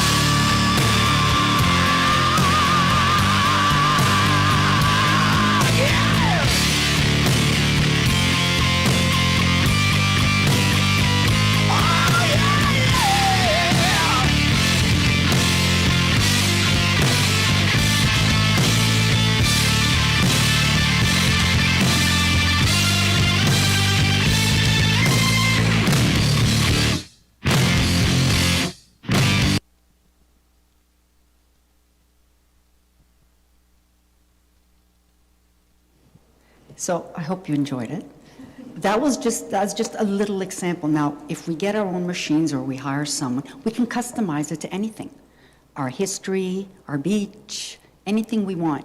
So I think it'd be an incredible thing for Wasaga Beach. It'll attract tourists. I'm sure more residences will come out and even bring their pets with them. I just think it's a great option.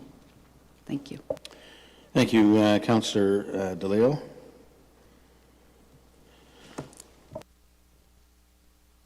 Pardon me. All right, next was Councillor Timms. No, we're going to go to you first. He's already spoke once, so we'll go to you next, and then we'll go back. Councillor Timms? Your Worship, I believe Councillor White had pulled. Oh. All right, thank you. Councillor Timms. Thank you, thank you. Very interesting. I think the first one looked like it was a combination of all three, but I don't know, but it was certainly great. I do have some comments through you, Your Worship, for Candace. I was wondering about, first of all, commend you on the pricing that you're getting on fireworks. Back when I used to be involved in purchasing fireworks, it was $1,000 a minute. So things have changed in the industry, or you're really doing well with your negotiation skills. I wonder about a 2-hour themed laser show. I do note that there's sort of that magic number that people get tired, especially if they're looking up for a long period of time. And I wonder if that also includes, you do mention production, I think, is that, as we saw in the videos, musically accompanied?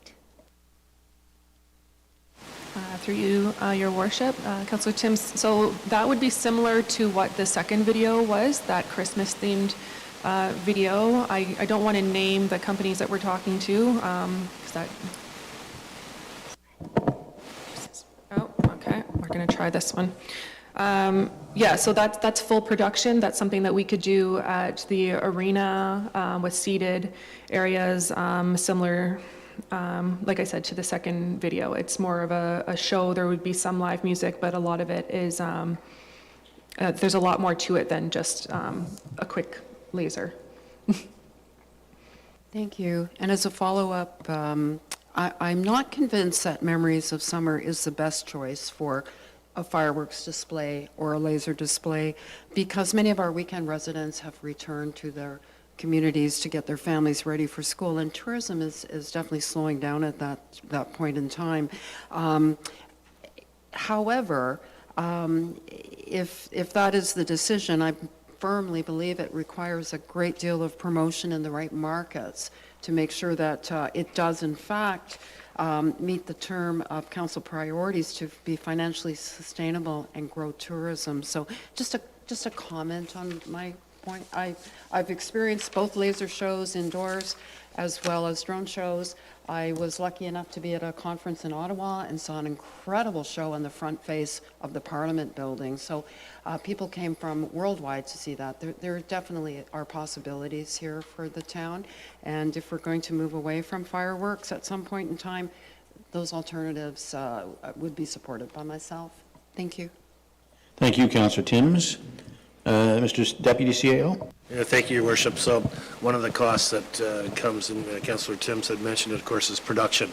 And so production costs are usually in around that $100,000 mark to start the conversation. So if council were to entertain this type of undertaking with the laser show, part of our time would be, and my suggestion would be, time it to when we have a concert on the beach, so we're already paying for production, and you leverage that production and those sound systems, all those speakers at that time. So if you wanted to do it standalone with nothing else, the starting conversation in production is going to be around $100,000. You're just a bearer of great news today, Jerry. $100,000. So it brings me to a question I had, because when I seen the videos, I thought, wow, that's great. And, you know, they show the Seattle-Washington Saddle Dome. I mean, it looks great, but what is the cost in order to do that type of production? And so what I think we need to, and I'm sure staff will do this, is to bring us into reality as to, you know, for an affordable rate for the town of Wasaga Beach, what kind of show do we really get? Versus, you know, Seattle might be spending $1 million on a show. I know fireworks displays, for example, in New York City or in Las Vegas, Nevada, they can spend $1 million in an evening on fireworks displays. They're pretty spectacular. But again, they're 30 minutes, 35 minutes, and it's $1 million.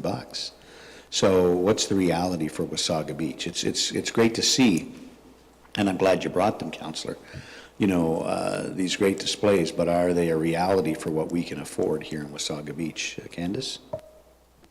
I can speak to, just from my understanding, that first video of Seattle, that was done during COVID, and it's not an actual laser show. I know they have done laser shows, and they do run up to about $1 million, but from what I understood, that one, once reading all the comments and everything underneath it, that was done during COVID to encourage people to stay home as part of their countdown for New Year's. So the show was done for people to watch from the comfort of their own homes on their own screens. All right. Other questions or comments? Deputy Mayor Snell? Thank you, Your Worship. I have a few. One in particular, I love your idea, Councillor Blanchet, in regards to purchasing. You know, rather than continuously just pouring out this money to somebody else, I think if we were to purchase it and make a long-term plan to be able to get those dollars, whether it's a reserve or whatnot, depending on the cost, I think is really smart. And I believe that we'll be able to recoup that through sponsorship. You know, this week's show's brought to you by, this week's show's brought to you by. So I think that eventually we'll get our money back, and we'll also generate revenue as well. And how amazing would something like that be cascaded against the Nancy Island, right? And being able to stand on the bridge or stand down at the beachfront or on the riverside and be able to see that. I think that could become quite iconic. As far as the drones, I think the drones have a long way to go, right? Like, they're starting, which is great. I saw them at the CNE when I was at a concert at the Molson Amphitheater. It was me, you know, like it was an image of a bird flying by and stuff, right? So I don't think there's a lot of great value there yet. With AI and everything else, of course, it's going to evolve. As far as the plan for this year, my favor would be to move forward as budgeted. Because we know we're already under some significant constraints with the budget. So I would not be in favor in increasing that at all. But to Councillor DeLeo's point, because the beachfront will be closed and will be either at the Beck Street Square or on Main Street, you know, I would like to leave it to staff to decide what is the best path, what's the safest path, and best use of dollars for this year in particular. And I think as far as the Memories of Summers, to Councillor Tim's point, I see Memory of Summers, summer more of a locals event. It's an opportunity for locals to come out, reclaim our beach after a busy tourist season. And I would love to see, if possible, to recommend that on both of those weekends, consider moving the fireworks to Saturday night versus Sunday in order to get maximum utilization and exposure. And if you chose to explore an indoor laser event, which I think is brilliant, Because also too, in order for lasers to be effective, they need smoke, right? You need to pump it with lots of smoke, and that's ultimately what fills that beam of light. If you just have a beam of light, it's just going to be a dot on the ceiling. So a contained space will make that a little more obtainable, and I think charging a small fee for that to recoup the costs would be totally digested in the community. When we did it at Snowman Mania many years ago at Stonebridge, it was so successful. People absolutely loved it, but it takes a lot of smoke and other things to go along with that, right? And Jerry, I think you made a great point in regards to teaming it up with the production, because that would be a double wow factor for sure, and great cost savings. Thank you, Your Worship. Thank you, Deputy Mayor Snell, and now on to Councillor Eagle. Thank you, and through your worship, I just wanted to speak to the night as well for the Memories of Summer to move to the Saturday night versus, I've noticed too, that's very quiet those nights, so that's what I'd like to consider. Thanks. Yeah, I couldn't agree more. For many years, even as a youngster growing up, it would be on the Sunday night or the Monday night of the long weekend, and you'd be having to get ready for school the next day and so on and so forth, and it's been that way for a long time, but if you want to capture it and make it available to more people to see, I think that's probably not a bad idea. All right, now we'll start over, and we'll go back to Councillor DeLeo. Thank you, through you, Mr. Mayor. I hate to bring this up, but I'm going to. Well, seeing that we have a sports and entertainment division with a large budget, and money seems to be like an impact here, can we not put this under that department or that corporation? Well, let me just clarify a couple things. A, they don't have a large budget. Their budget is basically zero. They're working on a $500,000 loan right now, and the goal there is to host events using that money that is going to generate positive revenue, so as that they're not only paying back their loan, but that they're creating their own bank in order to move forward. I look at these types of events almost as a money-losing proposition. You do it for the greater good of the community, like most municipalities do. So I just want to clarify that, but I'll turn it over to our Deputy CAO. Thank you, Your Worship. Yeah, I think the intent of fireworks is, free events, so we're not charging people to come and enjoy. It's always been put on by municipalities, not just ours, but other municipalities, as come enjoy the fireworks. It's free and it's family entertainment, so to start charging to see these shows, I think would be problematic for our residents. And I think if I was a resident, I'd be going like, well, hang on here, give me the fireworks back. Then I enjoyed them for 20 minutes at no cost. So I think staff could get back with some numbers and what this production could look like. What you saw there, like it'd be a pretty expensive show that we saw on that. But what can we deliver for a more modest price that's budget friendly? So if you leave that with us, we can kind of source that out a little bit for you, for council in a little more detail. Thank you. And I think back to Councillor Belanger's point, if we own the equipment and we do it more regularly, now there's a payoff, right? And eventually there's a gain to that where currently not. Councillor, go ahead. Thank you. Supplement, if I may. Deputy Mayor Snell made an excellent point. Sponsorship. We have so many companies, local companies here in Wasaga Beach, that I'm sure they would love a 10-second clip of their local companies. And, well, I'm sure they're willing to pay. They did it at the arena for the posters, and those were a sellout. So I'm sure having them up in the sky would be a huge success. Thank you. All right, Councillor Belanger. Yes, thank you, through the mayor. I would caution us to not spend a lot of time on drones. Like I haven't seen a drone show in person, and 3 times this summer, there were drone shows scheduled that were all canceled because of wind. And they were rescheduled. I never got to the rescheduled one, but we are at a very windy end of the bay, and it's very unpredictable. And the last thing you want to do is have a major event and then you can't do the display.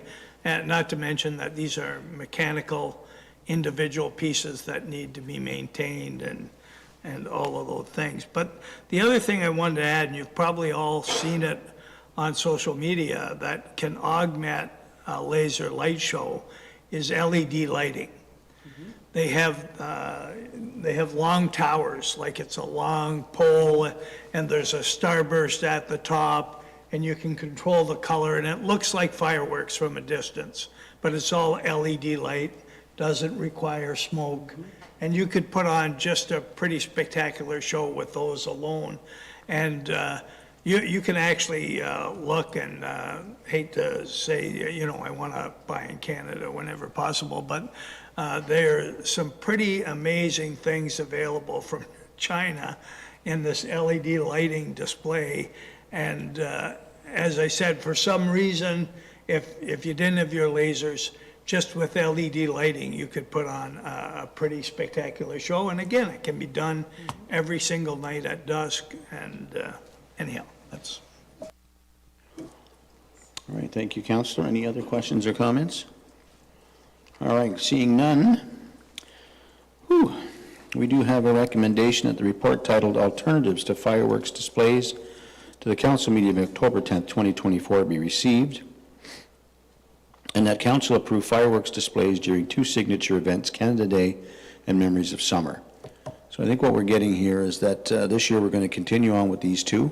We're going to send staff back to look at alternatives to come back at a later date, but in the meantime, we'll stick with the 2 fireworks displays until we hear different and make a decision otherwise.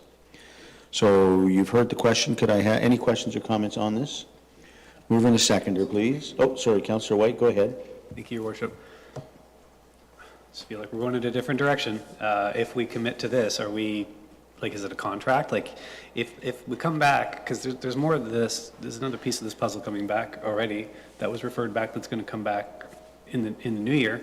If we do this, are we bound by it? We can't change path midway through the spring, let's say? So I think the question is, have we signed any contracts that would be bound to? I think we'd be finishing out these 2 would be the end of a contract, if I'm not mistaken. Is that right, Candace? Yeah, so an RFQ has gone out for, it's a 3-year term, but all that does is guarantee the price for those years. When we've had to cancel shows, when we canceled Snowman Mania, we just weren't charged. There's no contract saying that we have to do it. The contract just holds the price for us so that they cannot increase it. Thank you, Candace. All right, Madam Clerk. Thank you, Your Worship. I just want to clarify that regardless of what fireworks bylaw direction is coming back, it will exempt the town of Wasaga Beach from it and from the regulations contained within. So that allows flexibility for the municipality to carry on if it's desired. It just gives that option. Councillor White. Thank you, yeah, but I feel like I want to be able to have the flexibility to say, if council opts to do away with fireworks in general, then I wouldn't want to be in a situation where I'd be voting for it for the municipality, although exempt through bylaw, but it would be a hypocritical position, and I wouldn't want to do that to myself or force other councillors into it. Madam Clerk. Thank you, and through you, Your Worship. The reason that municipalities prohibit consumer fireworks is because you have lay people setting off fireworks that are likely not adhering to safety standards that true pyrotechnic engineers and contractors do. They insure the municipality, we're additionally insured within the contract. So there are different safety protocols put in when contracting a specialist in this type of field. I would add that you're also, what you're prohibiting is the use of fireworks on any given day or time of the year. And in Wasaga Beach, I think we can all agree that in the summertime especially, it doesn't matter what day of the summer it is. If you live in Wasaga Beach, you're going to hear or see fireworks on one evening a week for sure, and it could be any evening. Or in many cases, depending how close to the water you live, you could hear them every evening. So I think that's the big challenge here. So, but I think excluding the municipality so as that we have the ability to host fireworks or whatever display we see fit, I think is important. So, all right, you've heard the question. Can I have a mover and a seconder for this, please? Moved by Deputy Mayor Snell, seconded by Councillor Ego. All in favor? Oh, sorry, recorded vote. Yes, my mistake. Councillor Blanchet. In favor. Councillor DeLeo. Opposed. Councillor Ego. In favor. Deputy Mayor Snell. In favor? Counselor Timms. In favor. Counselor White. Opposed. Mayor Smith. In favor? Motion carries. Thank you.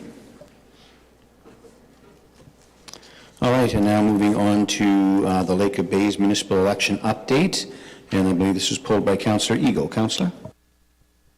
Thank you, and through you, Your Worship. Yes, I pulled this because this item, as I'm a strong supporter of changes to the Municipal Election Act, and I ask that the members of council support the resolution by the Lake of Bays and the proposed recommendations by AMCTO. I have been speaking with the Clerk's Department, and a motion has been prepared to support this item. As an aside, I do understand the Clerk's Departments have had a wonderful support of this, but I thought it would be still good for our town to support it. Thank you, Councillor Eagle. Any other questions or comments? Councillor White? Thank you, Your Worship, and thank you, Councillor Rigo, for pulling this. There is a particular part of this letter that I really think that emphasizes the need for it, and that's the use of AI. And we see this in our community where we have people who use AI to distort, change, or whatever, present misinformation and put it out to the public, and the public believes it. I receive phone calls to this day asking why the mayor is posing with a baseball bat out front of town hall. We all know you never did that. We all know it never happened, but we all know that it was AI generated, as well as the one with you standing in it was like a king's outfit. I think there's all sorts of them out there. I'd say that there's thousands of them to say there's one. So I support this wholeheartedly. I had assumed that the federal government would take the lead on this when it came to misinformation, because their stakes are a little higher, or even the province. But here we are at the municipal level sending letters up saying, hey, we got to get ahead of this because it's already impacting people. So for the AI sake and disinformation as we see, it's got to stop. Thank you, Councillor White. It's good to know that you have so many fans that they care that much to spend their life, reflecting on your baseball career. But at any rate, I thank you as well for pulling this, Councillor, because I agree with you and with Councillor White that, why at the municipal level we're even dealing with this and it isn't coming from the top down is beyond me, but it is what it is. Other questions or comments? Seeing none, do we have a motion then, Madam Clerk? Thank you. And I want to applaud AMCTO in their advocacy work and with regards to getting some amendments in the Municipal Elections Act. So thank you, Council, for your support. The motion for consideration that that Council for the Town of Wasaga Beach support the Township of Lake of Bays in their request to the provincial government to update the Municipal Elections Act with priority amendments as recommended by AMCTO before summer 2025 and commence work to review and rewrite the Municipal Elections Act with longer-term recommendations ahead for the 2030 elections, and that a copy of this resolution be forwarded to the Township of Lake of Bays, Honourable Doug Ford, Premier of Ontario, Honourable Sylvia Jones, Deputy Premier of Ontario, Paul Calandra, Ministry of Municipal Affairs and Housing, AMCTO, and AMO. Thank you, Madam Clerk. I'd also like to see at some point where they request that municipal elections aren't 8 months long or 9 months long, as opposed to, provincially and federally, they're 2 to 3 months, sometimes a month. And municipally, you're out there pounding doors for 8 and 9 months. It's kind of crazy. But at any rate, it is what it is. So you've heard the question. Any other comments? All right, Madam Clerk. So it's moved by Councillor Ego. Is there a seconder? Sorry, my apologies. Moved by Councillor Ego and seconded by Councillor White. Recorded vote. Councillor Belanger. In favor. Councillor DeLeo. In favor. Councillor Ego. In favor. Deputy Mayor Snell. In favor. Councillor Timms. In favor. Councillor White. In favor. Mayor Smith. In favor? Passes unanimously. Thank you. Thank you, Madam Clerk. And now moving on to item number 14, recommendations arising from boards and committees. And we do have a recommended motion, but before we go to that, I believe, Barb, you want to speak to this? Okay, thank you very much, Your Worship. On behalf of the Accessibility Advisory Committee, I'd like to report that the committee has been dedicated to making the municipal beaches or provincial beaches more accessible and barrier-free since 2013 with the installation of Moby mats. Today, the town has Moby mats located in beach areas 1 to 5, allowing members of the public with limited mobility the ability to gain access to the beach via a sturdy walkway. The committee is now looking at other ways to improve on those mats, including recommending an increase to the town's accessible capital budget to purchase additional Moby decks, giving members of the public with limited mobility and their families the ability to create a picnic space off the main Moby mat to enjoy the afternoon together. And also an additional Moby mat at Beach Area 3 to access the dog beach. The committee is also recommending consideration in the 2025 budget for directional signage to bring increased awareness to the locations of the Moby mats within the provincial parks. Having said all that, an MOU between the town and the provincial parks will be created to outline the ownership, maintenance, timelines for installation, and other important criteria by the spring of next year. Thank you very much, Madam Deputy Clerk. And Councillor DeLeo, did you want to add to that? Yes, thank you, Mr. Mayor, through you. As the sitting councillor on this committee, I can tell you firsthand the dedication and hard work each committee member puts in. I think it's wonderful how we as a community put the needs of our disabled men, women, and children alike first and foremost. Many seniors and people with disabilities have dogs as companions, and they too deserve to have access to our Dog Beach 3 to enjoy our wonderful beach.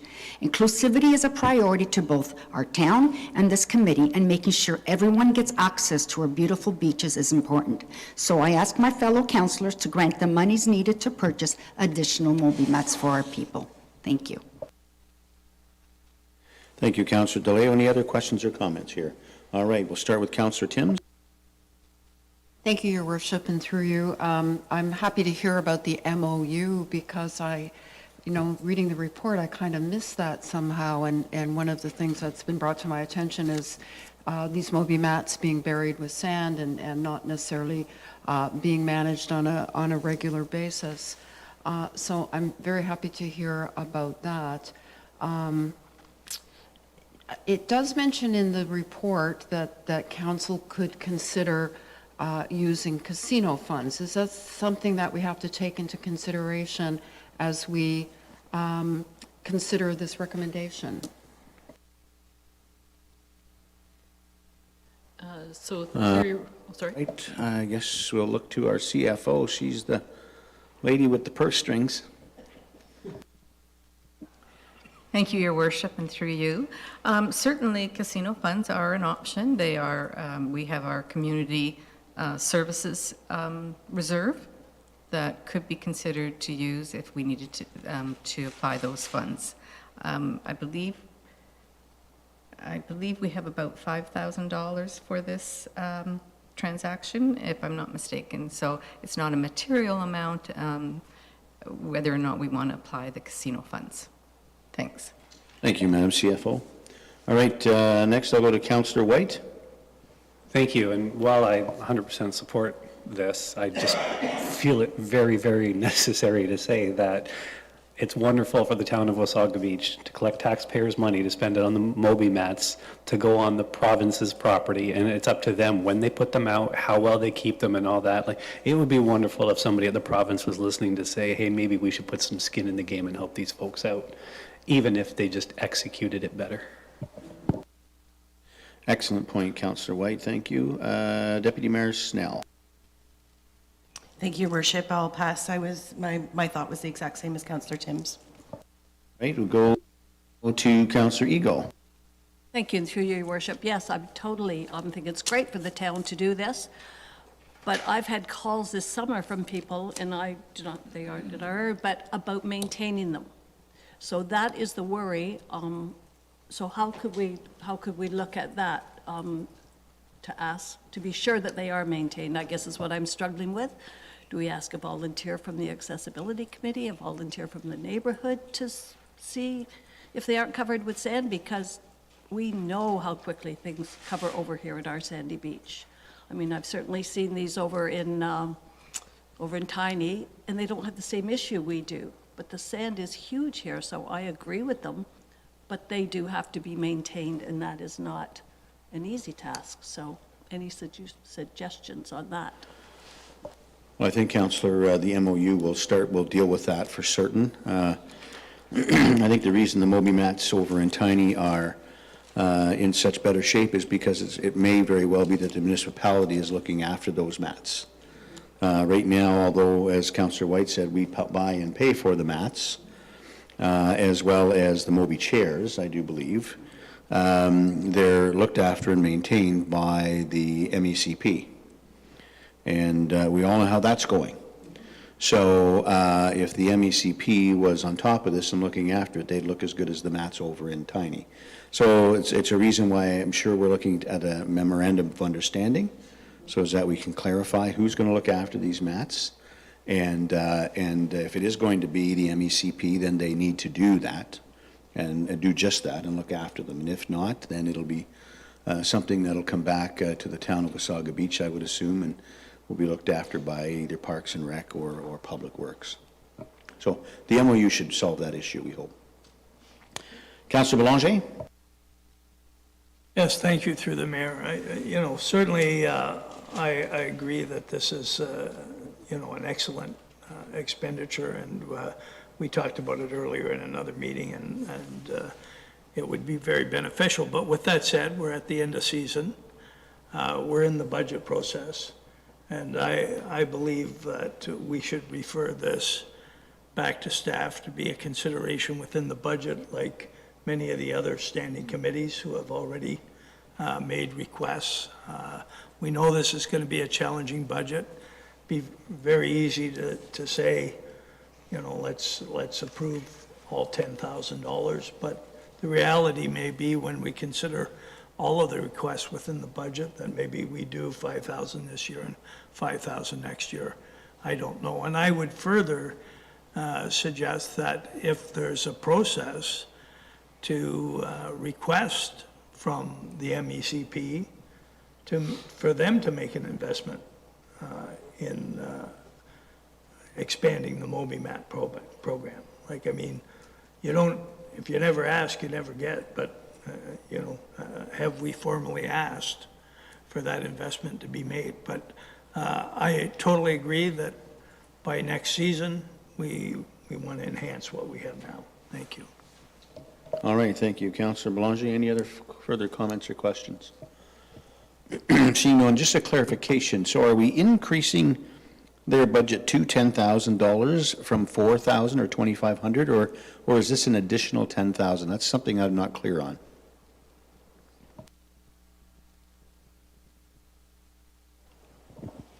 Thank you, Your Worship. If you can just give me one moment, I'm just checking something here. This report is for consideration for draft 2 of the budget, because draft 1 is already closed. And for draft 1, we have a budget of $1,750. So we're looking at moving in draft 2 from that level that's there currently to the new amount. So an increase of $8,250, basically. Okay, so it is an increase. Correct. It's not a total amount. Thank you.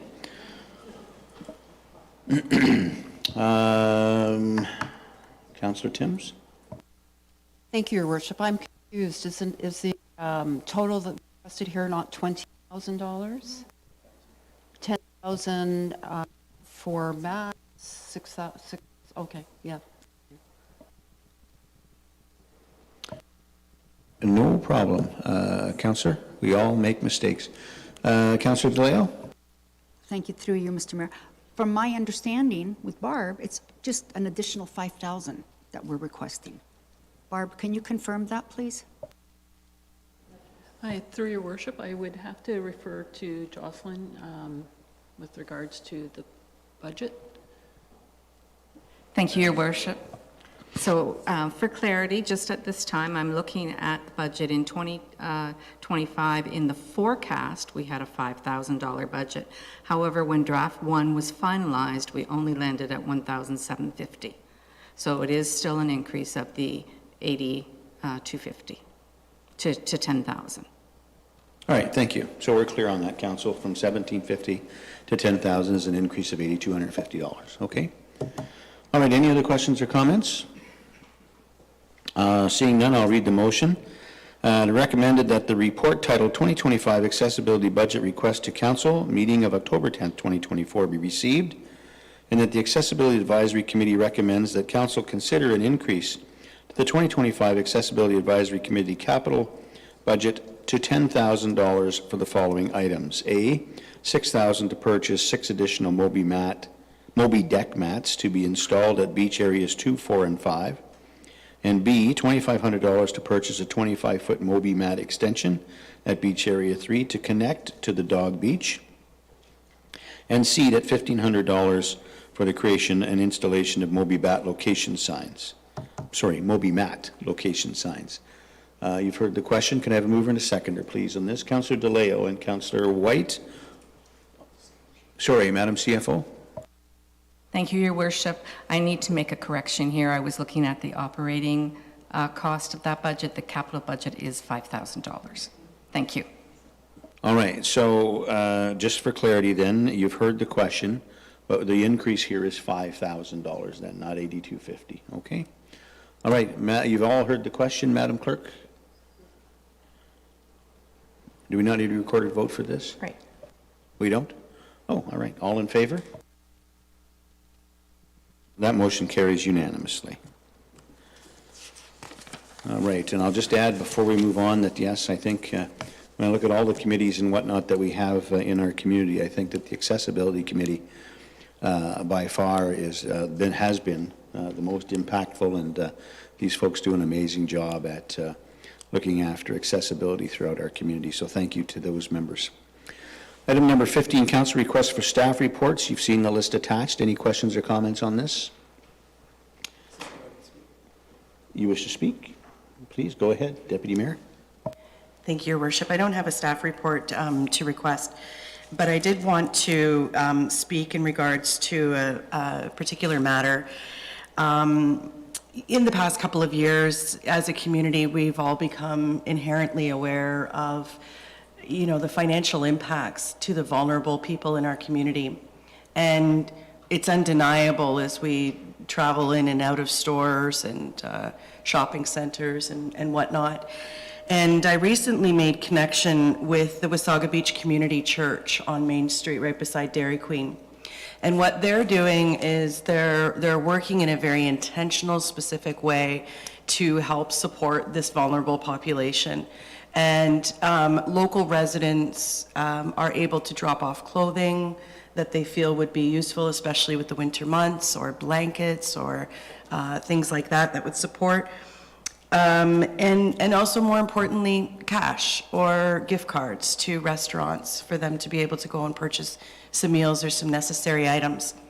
I want to encourage the community, the public that might be listening, to consider this method as a way of supporting these folks versus giving money at light stops and things like that. Because if we are more intentional with the generous support that this community is providing to these folks, it can be much more powerful when it's directed with intention versus given directly to the individual to be spent however they may choose. So I just wanted to let everybody know that the church is open on Mondays from 4 to 8, and folks are able to go in anytime there and bring some items. They also monitor the front door of the church continuously, so if you have items that you want to drop off at your convenience, obviously not when it's raining, but they'll come and get them and put them inside. And if you wanted to make a monetary donation or a gift card or something that you don't want to leave outside, you can always call the church at 705-429-0775 or contact Christina directly, very compassionate, lovely lady who's directing this initiative. and her number is 705-539-0520. I just think that if we empowered our residents to channel their generosity through this organization, it will have greater impact and ensure that your well-earned dollars are best spent to support these folks. Thank you. Now look what you've done.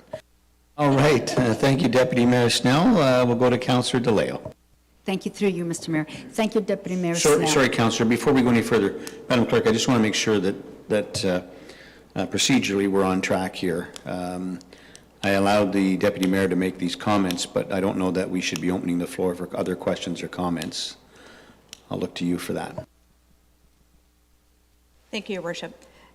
We don't have a new business section. This item on the agenda is dealing with council requested staff reports, where it gives the council an opportunity to request a staff report on a particular item. So it's, if council were to continue with the conversation, we could waive the procedural bylaw, I guess. It's up to council. Okay, thank you. So I just want to make sure, Council, that we procedurally stay on track here. So if we want to carry on with this particular discussion, we'll have to waive the procedure. We'll need a 2/3 vote to do so. Correct, Madam Clerk? Yes, Your Worship. All right, and so we'll need a motion to waive the procedures. So just give the clerk a second.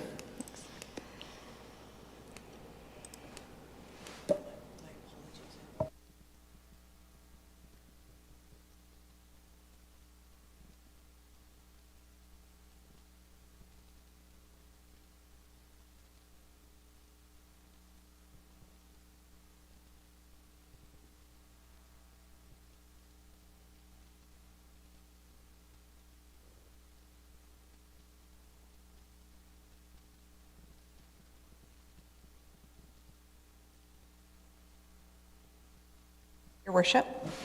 Madam Clerk? Thank you. So the procedural bylaw for the town, 6.01D, states an item of business not listed on the agenda is not permitted to be introduced at a meeting unless authorized by a 2/3 vote of the members present. So therefore, the recommended motion, goodness, is that the town's procedural bylaw, section 6.01D, be waived to allow discussion on the topic of. Discussion. Yes. All right. So you've heard the question. Can I have a mover and a seconder? No, we just need a vote, correct? All right, mover and a seconder for this, Deputy Mayor Snell. I hope so. Councillor DeLeo seconds that. All in favor? Well, we got to vote first. All in favor? That's unanimous. Thank you. Okay, now we'll open the floor to comments. And we'll go to Councillor DeLeo. Thank you, through you, Mr. Mayor. Thank you, Deputy Mayor Snell. I just wanted to add to that. Mondays between 4 and 8, it's also open, they offer hot dinners for the vulnerable. So people can also drop off food. So I was there 2 weeks ago and I dropped some clothes and food off. But if you want to make a nice hot dish or buy a dish at Walmart or Superstore and bring it in, they will accept it. So it is quite popular for that. So I thank them for feeding a lot of people, and it's every Monday night between 4 and 8. Thank you. All right, thank you, Councillor DeLeo. Who's next? Councillor Belanger? Through the mayor, in an attempt to avoid any ministerial wars, I just want the public to know that there are a number of congregations in our community and organizations that do very good work to help the marginal residents of our community, and there are many worthwhile opportunities to donate. I think the main thing here is when you donate cash to individuals on the street, that money could end up adding to problems as opposed to solving problems. I know certainly in my own church that I'm a member of congregation, we're going to soon be having a clothing event where all the marginal folks of our town can come and pick out whatever they want at no charge. So there's just a lot of good work, so I think we'd be remiss to direct everybody to a single location. Thank you. Thank you, Councillor. Councillor Tim. Thank you, Your Worship.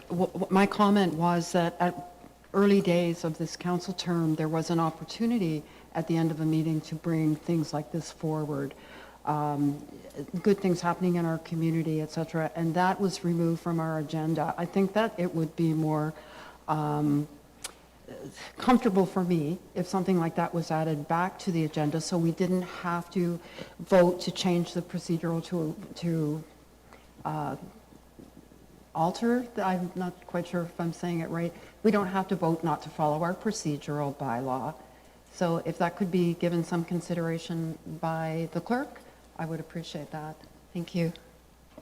All right, thank you, Councillor. And any other comments or questions on this matter? Seeing none, all right, we'll move along then to number 16, which is notices of motion. We have none today. Number 17 is the bylaws. It is recommended that bylaws 2024-74, 2024-75, 2024-76, and 2024-77 be received and be deemed and read a first, second, and third time and finally passed. Any questions or comments? Mover and a seconder for this, please. Moved by Councillor White, seconded by Deputy Mayor Snell. All in favor? That carries unanimously, and this meeting is adjourned.